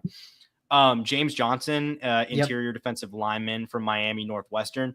Florida just got Javari Flowers is from Miami Northwestern, correct? Yeah. Yep. So Florida just got a commitment from one of his high school teammates, a guy who was in the same because they were both 2026 guys until Flowers just reclassified. So, nice connection there to have. Just outside the top 100 on the composite. I think he's like 109. Yeah, 108. But a top 12 overall defensive lineman in the class, according to the 247 composite. So, I think that would be a really nice get here. 6'2.5", 285 is where he's listed. I think we've talked about the interior, the defensive line this year is kind of a weakness, and maybe it's probably a weakness in general when you look at who Florida's got developing for the future. So I think landing a high level 4-star would be really nice there. Rob, I talked about Jake Krull, edge rusher. I see him a little late to this comment, so maybe I answered it like right after. But Jake Krull, who was the line that just committed to Auburn? I do not know. Let me see if I can figure that out real quick. Auburn. Oh, yeah, that goes automatically to the ACC. I'm not seeing anybody for them on their recent commits from O-line. They got an edge rusher recently, Hezekiah Harris, pretty good player, but not offensive line. I will say if by spin the block you mean circle back around later in the season, I think with anyone from Auburn that's kind of a safe bet because I think Hugh Freeze is very much coaching for his job this season. Yeah. So, my last player I'll mention goes into the category of we just recruited a really good class at it, but continue adding elite players. Naeem Burrows did unfortunately commit to Clemson. We talked about it when it happens. Very sad and very shocking to happen. So a player I'm looking out for, not as highly rated as Burrows, but someone who I've talked about many times. I know a lot of people who are a big fan of him. Samarian Wingo from St. Augustine, Florida. He's only ranked 231st, but he's someone that I value as much as a top 100 recruit. I think he's a really good receiver, good speed, good size, can do it all here, versatile in that receiving core. Missing Burrows. We don't have a receiver committed right now, but land Wingo, get a snap on one of those other top 150 receivers. I mean, there's the FSU commit, whose name is slipping my mind right now, Darian Williams, I think, who we have a really good chance of flipping. But I think Wingo's the guy I'm really looking out for here. And going back on to you talking about in defensive line, another name, Valden Sohn, another kid who's from out of the country, high upside guy, someone who I think we got our prediction for a couple weeks ago. I can't remember what site it was on, but someone we have a really good chance at landing. What is his ranking? I think it's like in the 100s, but Valden Sohn, defensive line, currently is in Virginia. We're the only team listed as warm. He does have a visit for June 13th. So 247 has him 41st in the country, but the composite has him 171. I want to check something real quick. Let me put up on 3. Wait, I got to pull that up on another tab. Give me 1 second. Fallen Stone. I want to see if it's like some haven't updated their site and maybe he could get like a big bump. I mean, yeah, ESPN has him unranked, and so does Rivals. Now, Rivals has him as an unranked 4-star, and On 3 has him 265. So he's someone who I wouldn't be shocked if he's a top 100 guy in a few months. Yeah. 6'3.5", 320, really good size, can play interior. That would be the last person I talk about. Yeah, I would just say generally speaking, with all these guys, it is important to note that we are still pretty early in the process. And the way these sites work with putting out their rankings, like they kind of go top to bottom in the sense that the most detailed rankings early on really only apply to like the 5 stars and the high 4 stars. And then they kind of flesh out the rankings beyond that. So like, point being, I wouldn't put a ton of stock. Like if Florida's going after a guy and you see they're like outside the top 300 and you're like, that's not that exciting. Like I wouldn't put a ton of stock into that right now just because things can change pretty quickly. Only other guy that I would really have anything to say about that's a little interesting to me is talking about a running back, Jonas Walton. Running back from Jonas Walton got an official visit set for June 6th.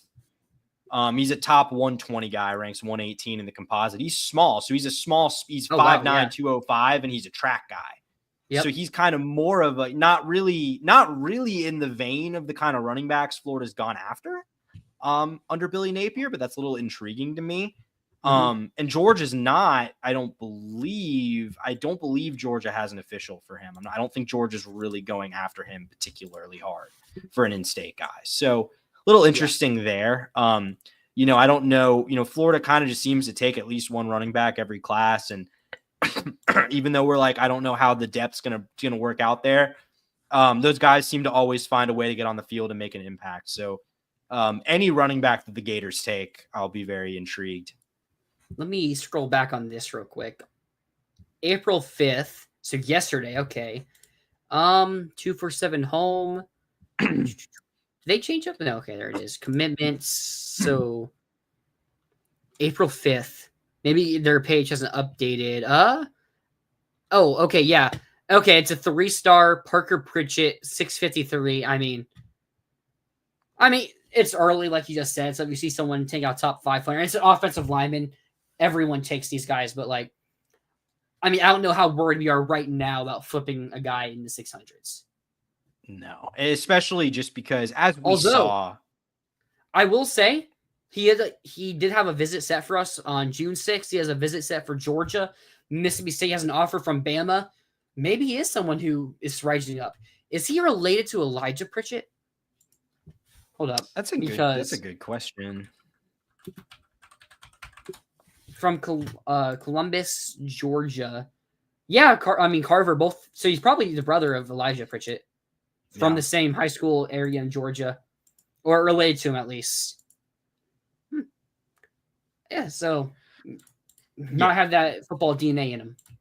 And I'll just say, like, as we saw last year with Billy, and as we saw at the end of the 2021 season, when the Dan fall off happened, things can change really quickly in recruiting, and the on field can impact a lot of that. So that kind of goes both ways in the sense that, if Florida comes out and does what Billy Napier needs to do to keep his job, that will certainly help. And if, like I said earlier, if a job opens mid-season like Auburn, then there's a fire sale on their current commits. So we're just early, and so I think getting too hung up on recruiting one way or another at this point is a little premature. But I mean, I think we're just kind of laying out the currently the kind of high rated big name guys that Florida's pushed really hard for and seems to be in the mix for.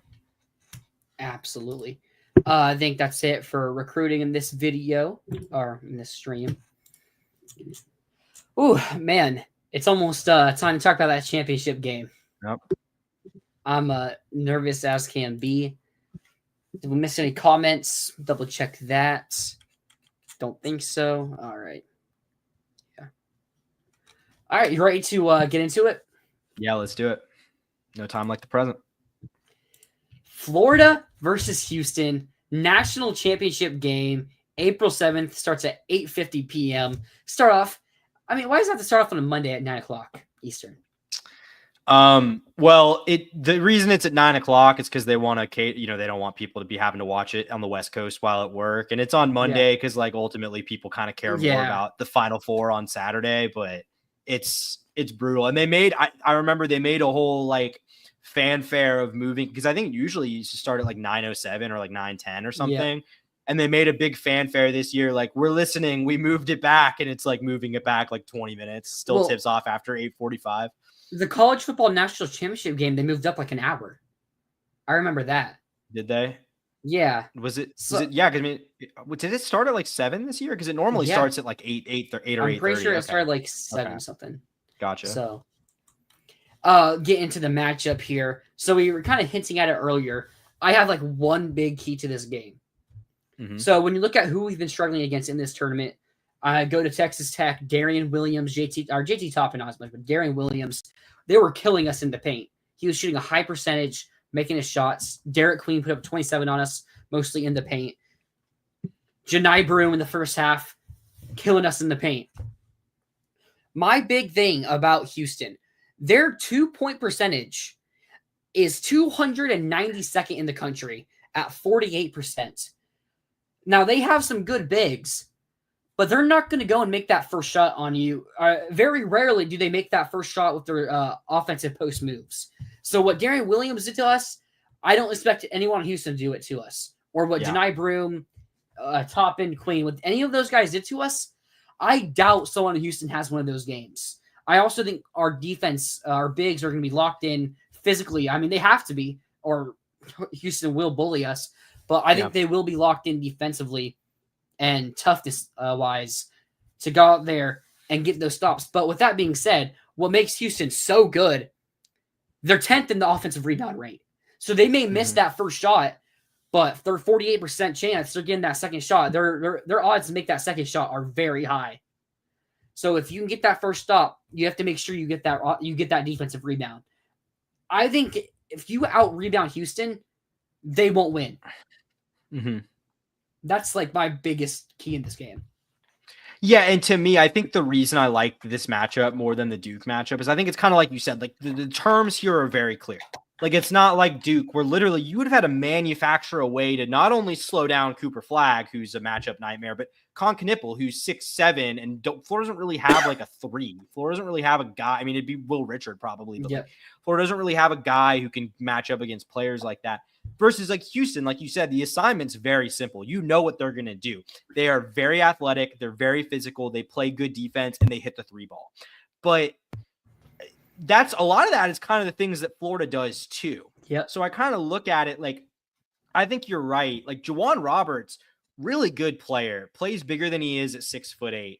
And I think did a really good job against Cooper Flagg last night, especially in the second half. But between him and Joseph Tugler, their other big, who's also only 6'8", I'm pretty sure. Yep. Javier Francis is also, I think, only 6'8". So like they have a couple good players, but like you gotta believe that the size that Florida has with Condon, Ruben Chinyelu, Micah, and Houck, obviously, you gotta believe that they're going to be able to at least mostly neutralize those guys. So like to me, it's as simple as, will the guards be able to lock down Walt and Martin and Richard? And at the same time, will they make those shots on the other end? Because I don't think Florida's guards get enough credit for how well they play defensively. I mean, Martin probably does, but I'm not sure like Clayton does. So like, I think to me, it's you need good offense. Like you need those guards to have a good offensive game. Like I said earlier, you really need Richard and Martin to get hot in this game and relieve some of the pressure off Walter Clayton. But it really comes down to rebounding. And if you don't give them those second chance points, and if you take advantage of the size advantage that you do have inside, like it's hard for me to see a ton of ways where Houston wins this game unless Florida just has a game where it can't shoot. Because if Florida comes out even semi shooting the ball well, it's going to put a lot of pressure on guys like LJ Cryer.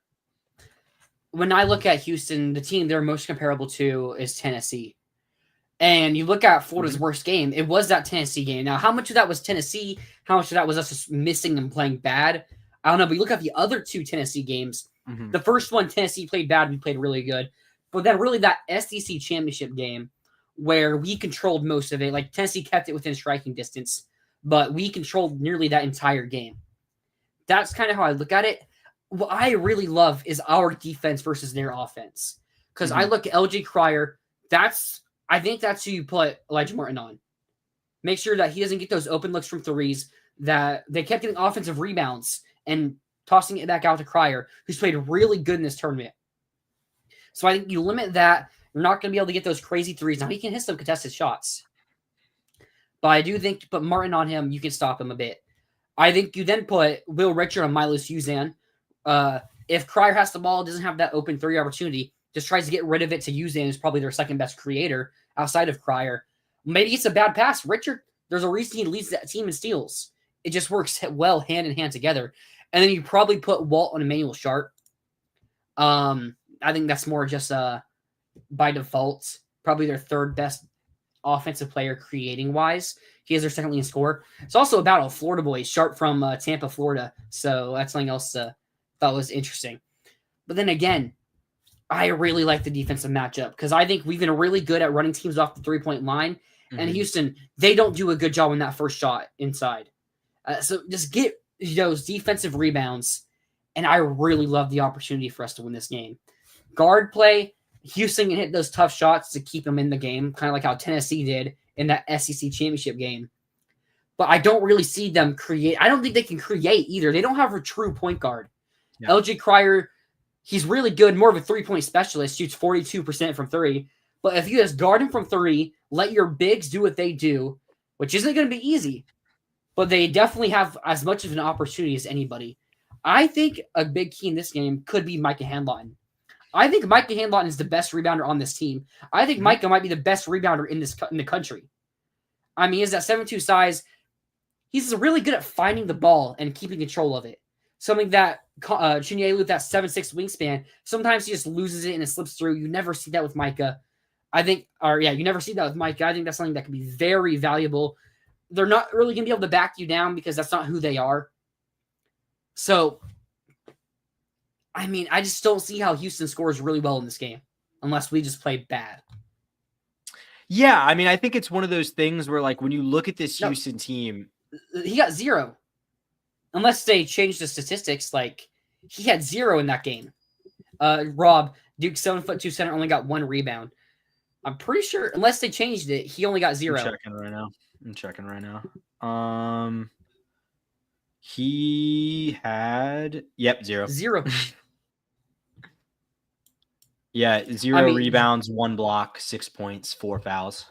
Yep. Not great. Rob, that one dude's arm are so long. Jawan Roberts with a 7'6" wingspan. I mean, 6'8" and having a 7'5" wingspan. I mean, he shut down Cooper Flagg. Like, that's what he did. In the second half, at least. And one thing I really like, so going offensively, you were about to talk, weren't you? I'll let you talk. I mean, I was just gonna say, like, I think you kind of nailed it with Houston. Like, they are a team of really good athletes. They play hard, they play tight, they play aggressive, and they can hit the threes to keep them in games. But if you're not letting them get the second chance points, which I think, and we'll talk about Condon. Like, Condon needs to play better on the offensive end, but I think even with the way he's playing on the defensive end, I think can be helpful in this game. And like, Yep. you just got to imagine that Florida's not going to get bullied on the boards by a team that's this much smaller than they are. Yep. And then if you can do that and you can force them off the 3-point line and not just give them easy gimme looks, like, I don't want to say that Florida could like win this game easily, but it does feel like a game that Florida has the potential, if Houston comes out a little cold, to like grab control early and just never really relinquish it. Yep. Now, Houston, they only give up 30.3. Wow. So both of these teams are top 17 in 3-point defense. Houston giving up 30.3, us giving up 29.5. We're both going to try to run each other off the 3-point line. Yeah. And where I think Florida does have a better advantage there offensively is the fact that you can have Ruben Chinyelu or Alex Condon win in the post. I think Condon more than Chinyelu because we've seen it more often, but lately it hasn't been as well for him. But we know he can get good, he has some good footwork, get those post hook shots. Chinyelu, the higher wingspan, he can as well. If you can get one of those two guys going in the post where they just can't stop him, that's going to open up the 3-point line. And that's where Florida can win this game. I also think Martin's physicality, Richards as well. These three guards, even if you run them off the 3-point line, they are really good at getting to the rim and making their layups. I mean, Martin, especially the physicality he brings. I mean, Walter Clayton was hitting some ridiculous layups against Auburn. Yeah. I mean, everyone's going to talk about his 5 threes, but he hit like 4 layups in that game that were pretty tough layups. Yeah, and I'll just say, like, I don't want to take us off on a tangent too much here, but I think that is such an underrated element of his game. And like, I think when people compare him to Steph Curry, I'm not saying he's as good as Steph Curry, but I think when they do compare him to Steph Curry, they're a little more accurate than they even realize they are. Because to me, like, that's also the part of Steph's game he doesn't get enough credit for. Yep. Is how good he is at cutting to the basket, finding the space, and hitting an easy layup. Like, Walt can do that a lot. And like, so yeah, I agree. Between the guard's ability to score inside, I mean, we know Elijah Martin can finish inside. He's proven that, even if he jumps way too early, and it scares me, and I wish he didn't do it as much as he does, even though it looks cool when it works. But no, I was screaming at my TV when he leapt to dunk that ball on the transition, when he tried to dunk from the free throw line and pulled it off. No, but like, I think I think Houston needs to be on their game way more. Like, I think Florida can have a couple things go wrong and still be all right in this game. Whereas I think if any of Houston's like key pillars go wrong, they're in big trouble. One big advantage Houston does have, they are 5th in block rate. So if we go to the lane and we're lazy with it, just laying it up softly, we can't be soft inside. Yeah.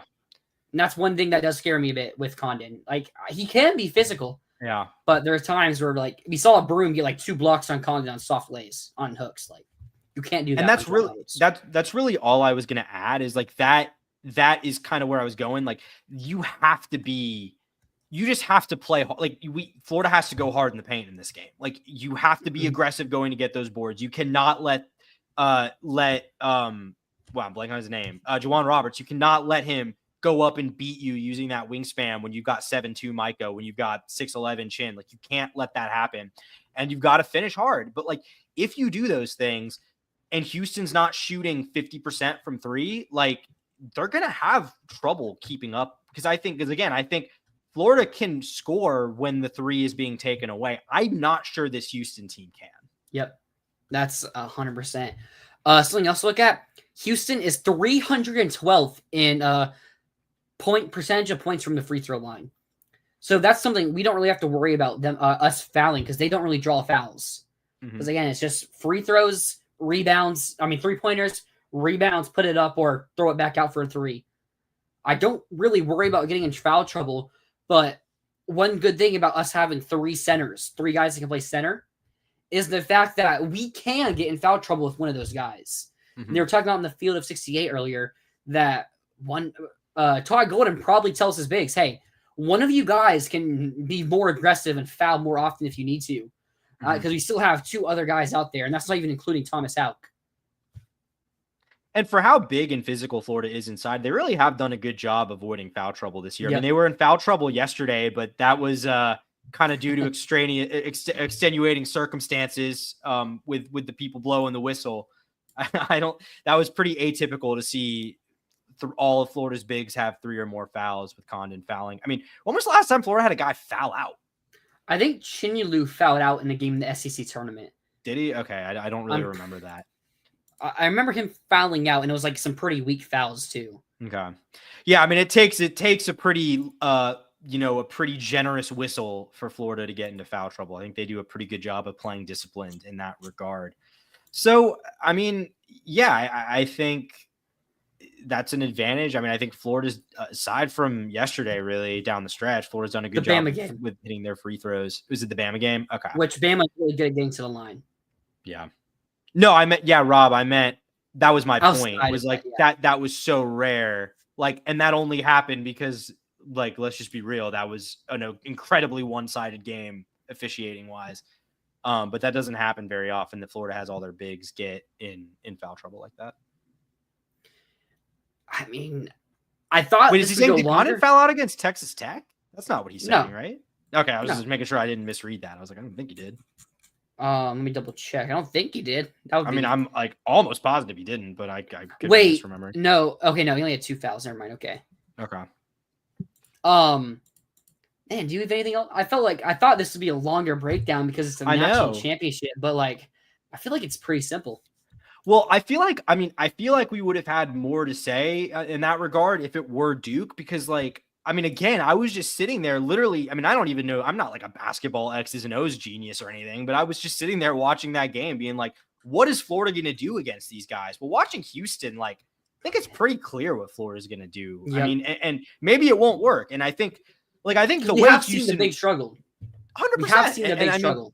And I think the one thing I will say about Houston is I don't think Houston's built to challenge Florida the way that Texas Tech or Auburn or UConn did. Yep. I think they are like kind of like what you said with the Tennessee comparison. I think they are kind of built to give Florida the kind of game it had a couple times during the regular season where nothing went right. Because like what happens when Florida is, what are the kind of the recurring themes when Florida finds itself in those situations? Usually it's because they're getting out rebounded and the shots are not falling from the outside. Yep. And I think Houston is built to maybe do both of those things against you. But I think if Florida plays discipline, avoids giving them just easy looks from 3, I mean, they have 3 guys that shoot 40% from 3 in the backcourt. Like they're going to hit some shots, but yep. If you make those shots be the kind of shots that Chad Baker-Mazara was taking and hitting and not just give them wide open looks, like, I mean, if you lose a game because LJ Cryer just goes Walter Clayton mode, like good game that, you deserve the national championship. But I think in most games between these 2 teams, I don't think Houston's really built to do that. Yeah. A couple things before we make our picks here. Walter Clayton Jr. now holds the scoring record in a single season for a Florida Gator basketball player, 702 points. But then when you look at, he also holds now the record with 1 game left in a scoring record in the NCAA tournament and in Florida Gator history. He has 123. Joakim Noah held the record at 97. And Walt has 1 more game. I'm expecting Walt to probably put up at least 20. Walt could get up to 150 points maybe, which would be a 53 difference in second place. Yeah, I mean, maybe this is a hot take. I mean, I'll be honest, I was pretty young for the back-to-back titles. I wasn't really watching those teams too closely, but like to me, I think it's pretty easy to say Walt's the greatest Gator of all time, greatest Gator basketball player of all time. I think that was probably the case before the tournament. I think this tournament run has certainly solidified that. I think you guys are a little too optimistic. You have had some stretches against Auburn in the half court where we look terrible. So offensively, I assume he's talking about in the half court. Mm-hmm. That's where we talking about our game plan. It could struggle if our bigs don't hit their shot or if our bigs can't score inside like Condon and Chinyelu. But we have Roberts does have that huge wingspan. Tugler not as much. But I mean, even if you just find one of those matchups that works out, I mean, even if Hauk at 6'9" has to come in and make some plays, I mean, he has some tough layups. Like, you got to think that one of these bigs are going to be able to score inside, which will open up the paint, or which will open up the 3-point line and the open up some gaps for the guards to penetrate inside. Yeah, like I think to me, it's like there's a game state where Florida clearly loses this game, but I think that requires Florida not execute. Like, I don't think, like, to me, I think Florida executed pretty well in the Auburn game. I think they were just playing a really good team, a team that's hard to match up against. Houston doesn't have a Janai Broom. No, they don't. And not only do they not have a Janai Broom, like, I mean, as good as their backcourt is, I think Auburn's might be harder for Florida to match up. I mean, Florida's guards are bigger than Houston's. Like, Florida's guards are more physical than Houston's. So I just, to me, it's like, unless Florida comes out and the shots aren't fall, because, like, again, I think you'll be able, like, I don't think you'll see, even though I don't think Condon's playing very well right now, and I'm not like expecting that to change in this game.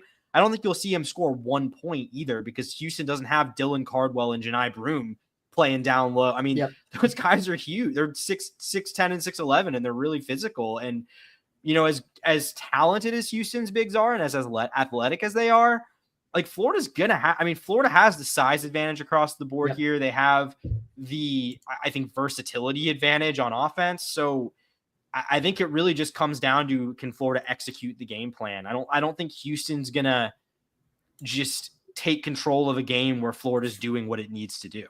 Florida is 78th in average height. Houston is 243rd. Can you guess who the second tallest team in college basketball is? This is shocking to me. Because Duke is number 1, right? Yeah, Duke's number 1. Is it like 6'4" or 6'5"? To be honest, because they have a 7. Okay, no, it's because the team has a 7'4" player, and it's Elon. Okay. Matthew Von Komen.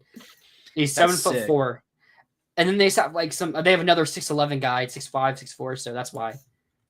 But I mean, that's interesting. But like, I really like the matchup. I mean, Rob about Walter, he has to win the championship. I think if he wins it, it's undisputed. If he doesn't, then it can be then it's a question. But it's like, if you have a coach and they take you to 10 straight Final Fours, but they can't win the championship. Like, let's say Villanova and Kevin Williard takes Villanova to 10 straight Final Fours, but they don't win a championship, versus Jay Wright, who won 2 or 3 natties. Like 2, I think. I would still say Jay Williams is better, even though Kevin Williard had 10 years of dominance, just couldn't win it all. Mm-hmm. Yeah, and I mean, maybe this is an even hotter take that's going to make Rob mad. I mean, to me, and like, I know this kind of sounds like loser talk, and I'm not trying to bring that to the table on the eve of the natty, but to me, like, no matter what happens tomorrow night, in my opinion, this is the best Florida team that's ever been fielded. I mean, I don't think you can even compare, even with the back-to-back national championships, the SEC that this team won the tournament of and finished 1 game away from winning the regular season of, is at a level that the SEC has never been at before. Certainly not in the mid 2000s. This tournament, to get even to the national championship in a tournament with the best group of 1 seeds of all time, really probably the deepest top 4 seeds that I've ever seen. Like, just to me, there's nothing comparable. So, I mean, obviously, to be remembered as that, they're going to need to win it, but it's not going to change my opinion of this being the most talented team that Florida's ever, or maybe not that. Maybe that's not the best way to say it, since they don't have any of the top 100 guys, but this is the best college basketball team that has ever played at Florida. I think certainly better than the 2014 team that lost in the Final Four by a pretty wide margin. And I think you could make a pretty strong argument, even more so than the national title teams. If we win, Todd Golden will be the youngest coach to win a national championship since Bob Knight. Wow. 35 years old in Indiana. What year was that he won that? Do you have that? Do you have that in front of you? Let's see. We just included 2 more championships. Let's see. It doesn't say the year. 1976. He'll be the youngest coach to win it since 1976. Wow. I mean, I see a lot of people, they're talking about John Shire, and it's like, they can make the excuse he's young, which, I mean, he made a Final Four. He's made an Elite Eight. Jon Scheyer's on an amazing trajectory. He has a #1 class coming in again with 4 or 5 stars.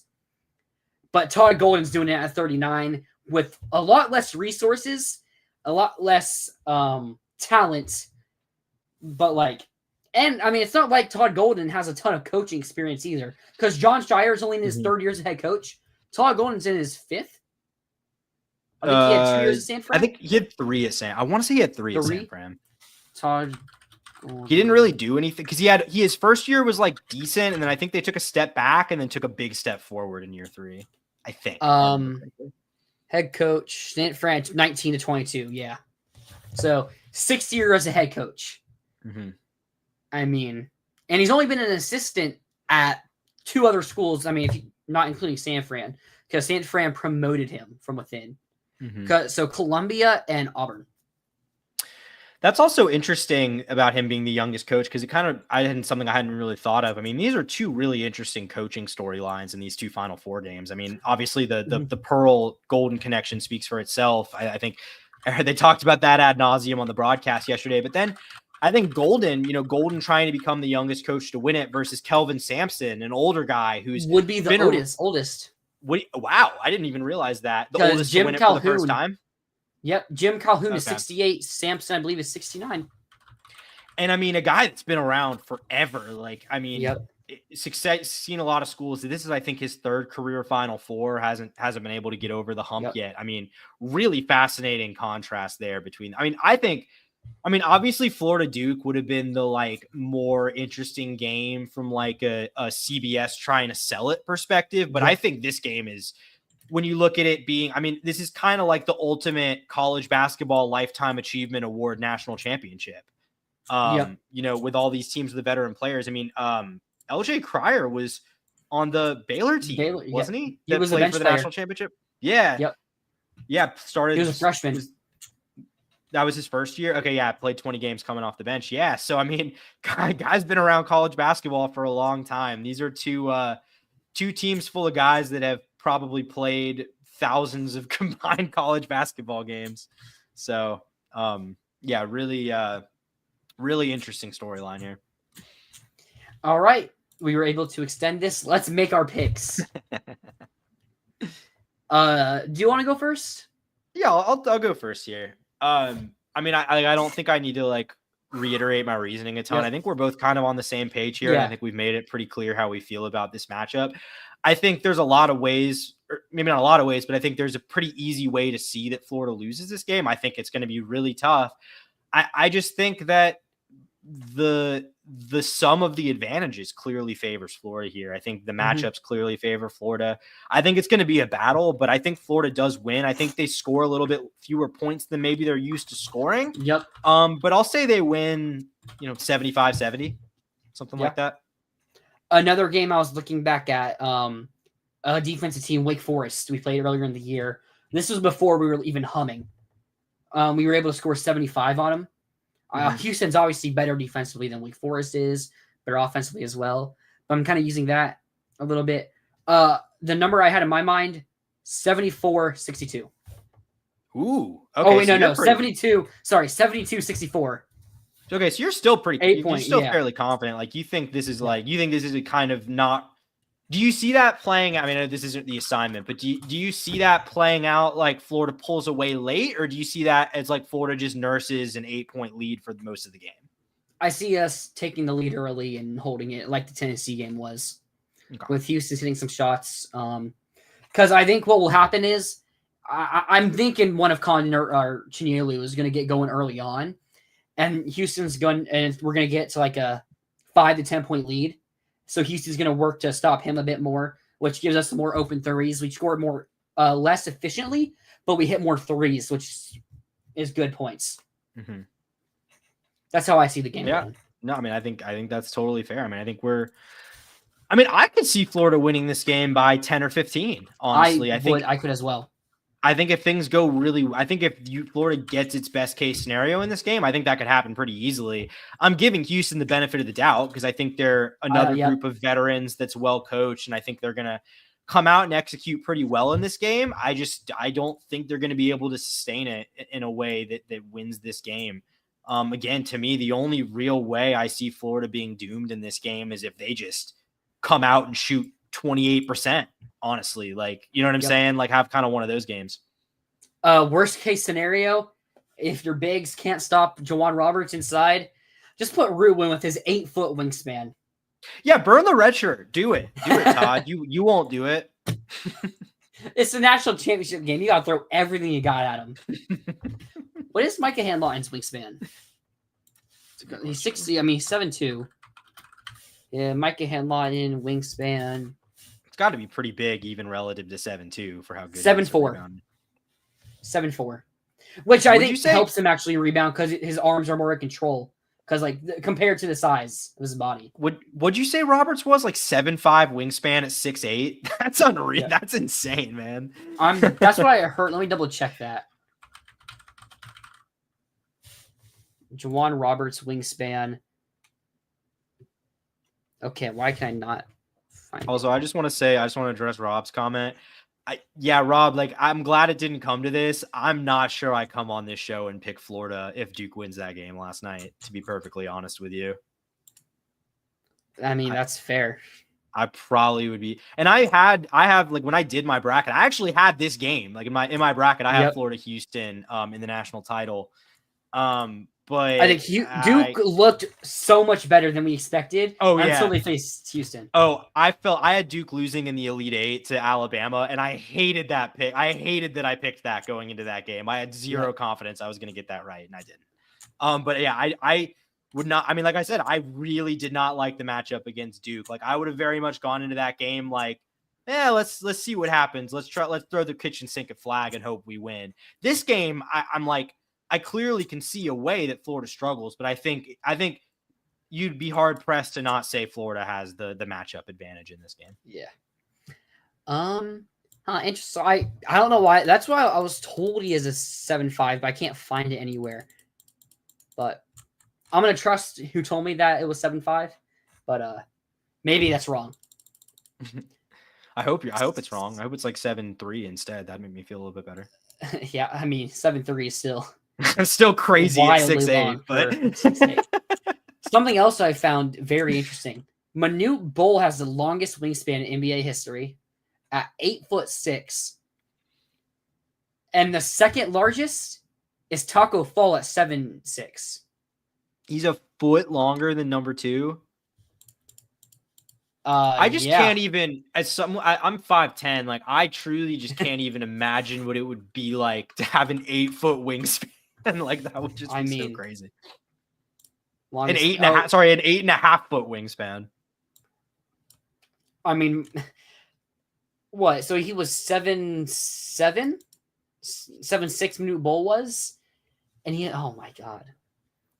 Florida can't turn the ball over. I feel like a lot of our turnovers versus Auburn, like Hauk dropped the ball. I feel like we had like 4 of those in this game. Yeah, we had a lot of turnovers due to bad handles, which I don't feel like that's been an issue for us this year. Go Gators from Bucking. Hey, just so you know, analytics doesn't guarantee you a win. No.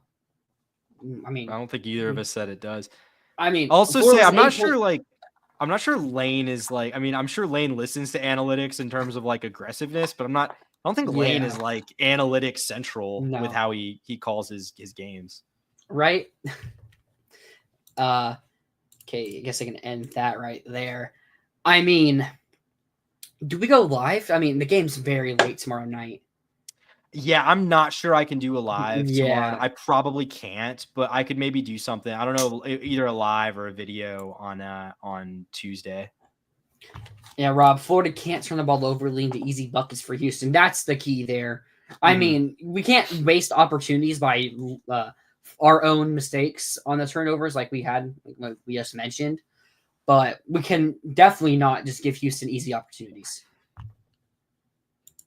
Yeah. I mean, like, again, I don't think Florida. I mean, I think the ball movement needs to be better than it was yesterday, but I think a lot of that was just Auburn, and I'm not sure Houston can replicate it. Auburn being very aggressive, but having the physicality to use it, that our bigs should be too big for Auburn or for Houston's physicality to like stop us.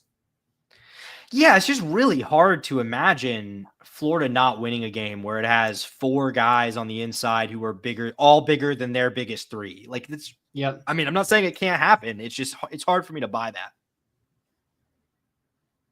I mean, yeah.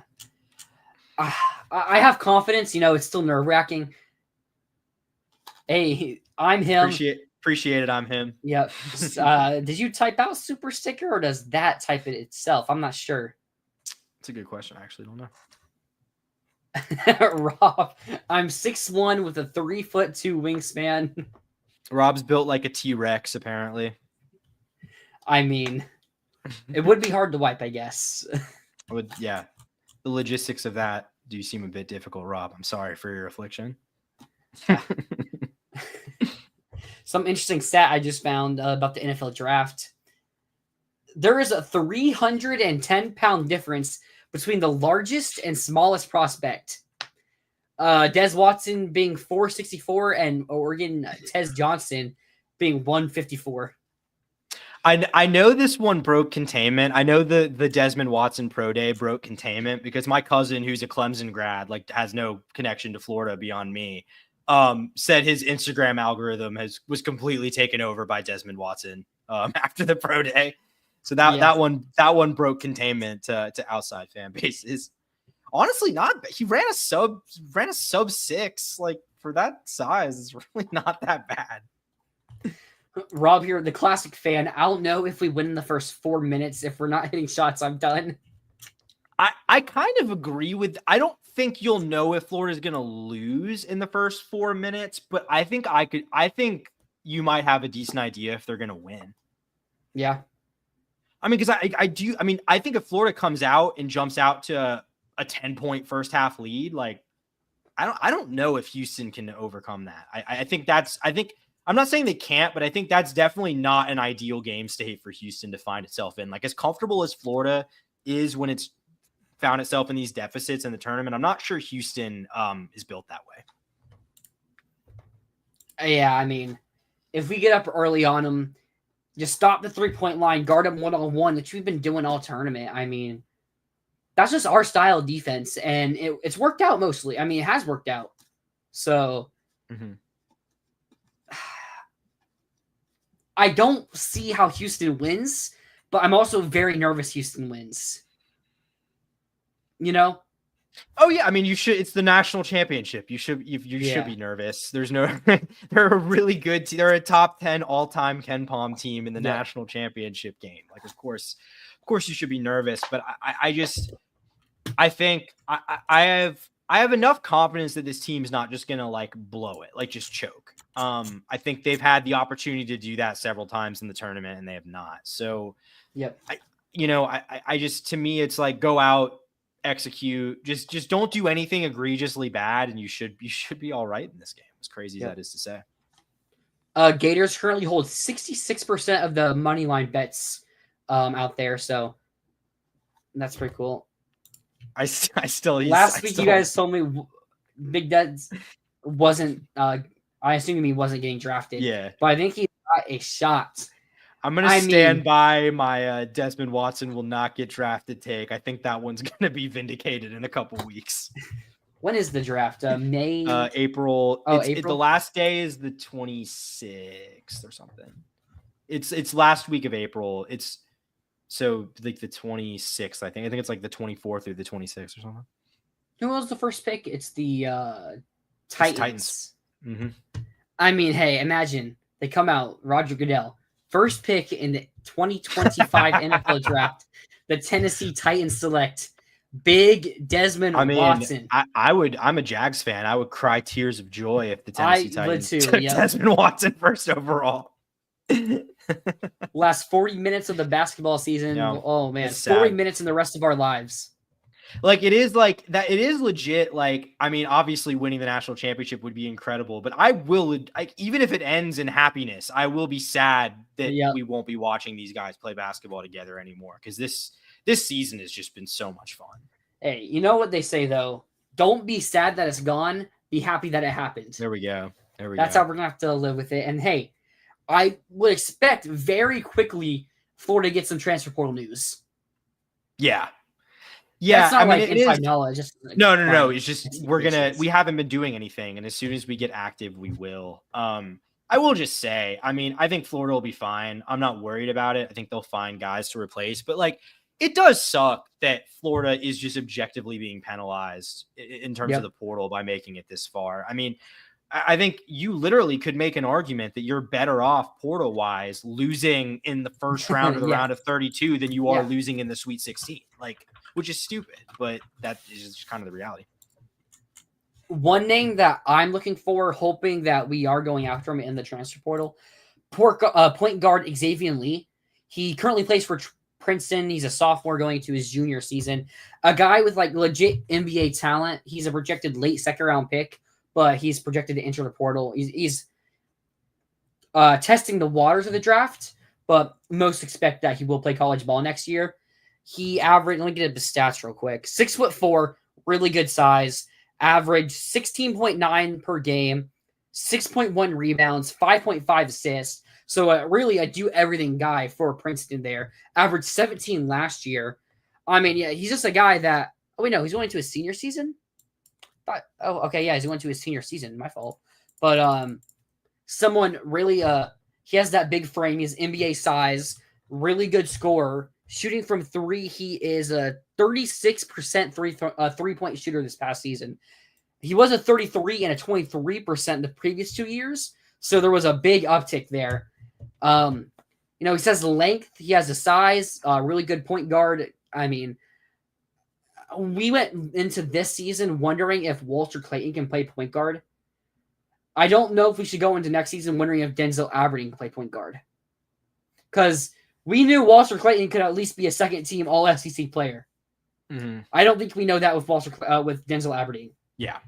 No, I think you can probably pencil in Aberdeen to be one of those starters at guard, but yeah, you got to go get a point guard. You got to go get another guy too. You got to go get at least 2 guards to replace what you're losing in the portal. But this is like the one thing where I mean, not the one thing, but probably like the thing where I'm like most willing to just trust Todd. Like if Todd goes and gets a guard and thinks they're good, like, okay, that's fine by me. Yep.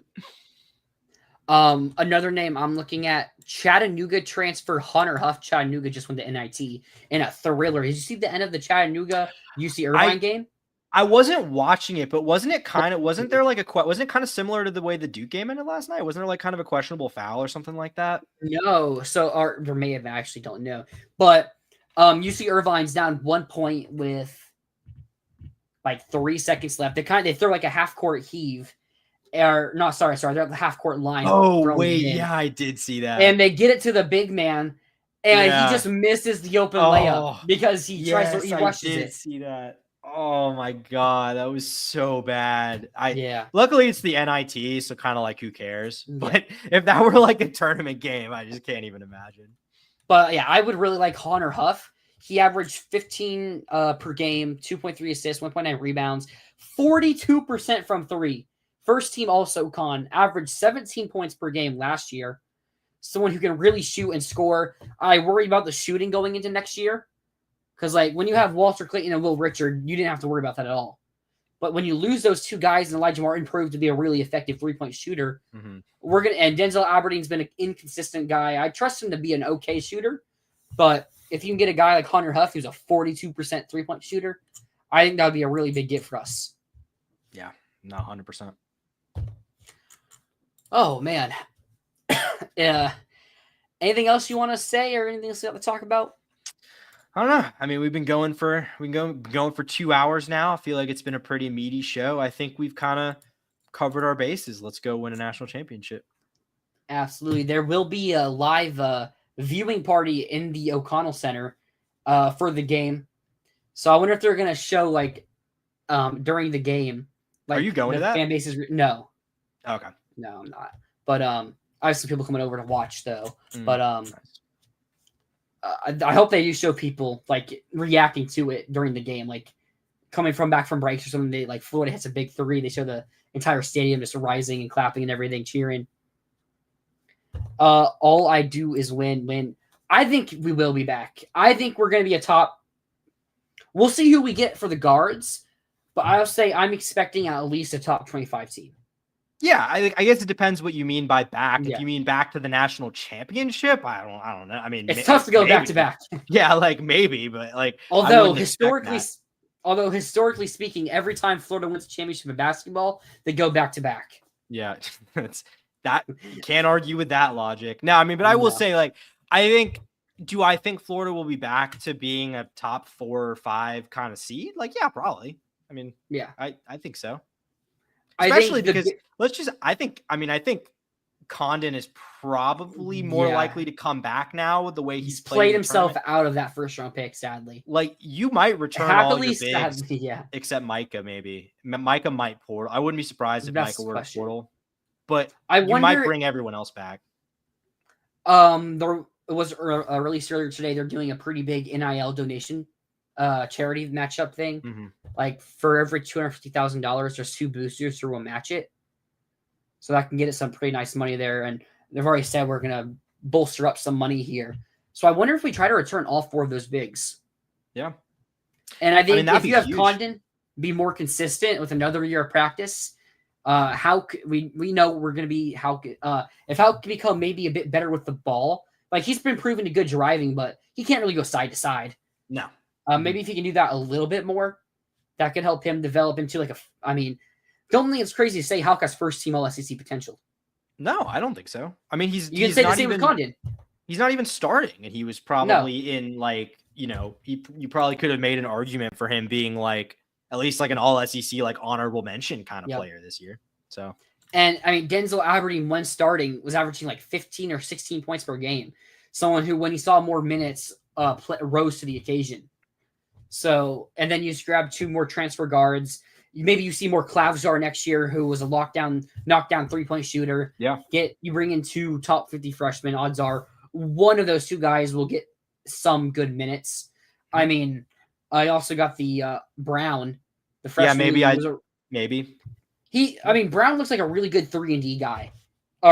His very athletic, was proving to be a really good 3-point shooter when he played. What's his first name? Is it Oliver? Isaiah, that's right. I'm like, why am I thinking Oliver? But let me figure out stats real quick. I mean, he's 6'4", 200 pounds, so he's a pretty good body there.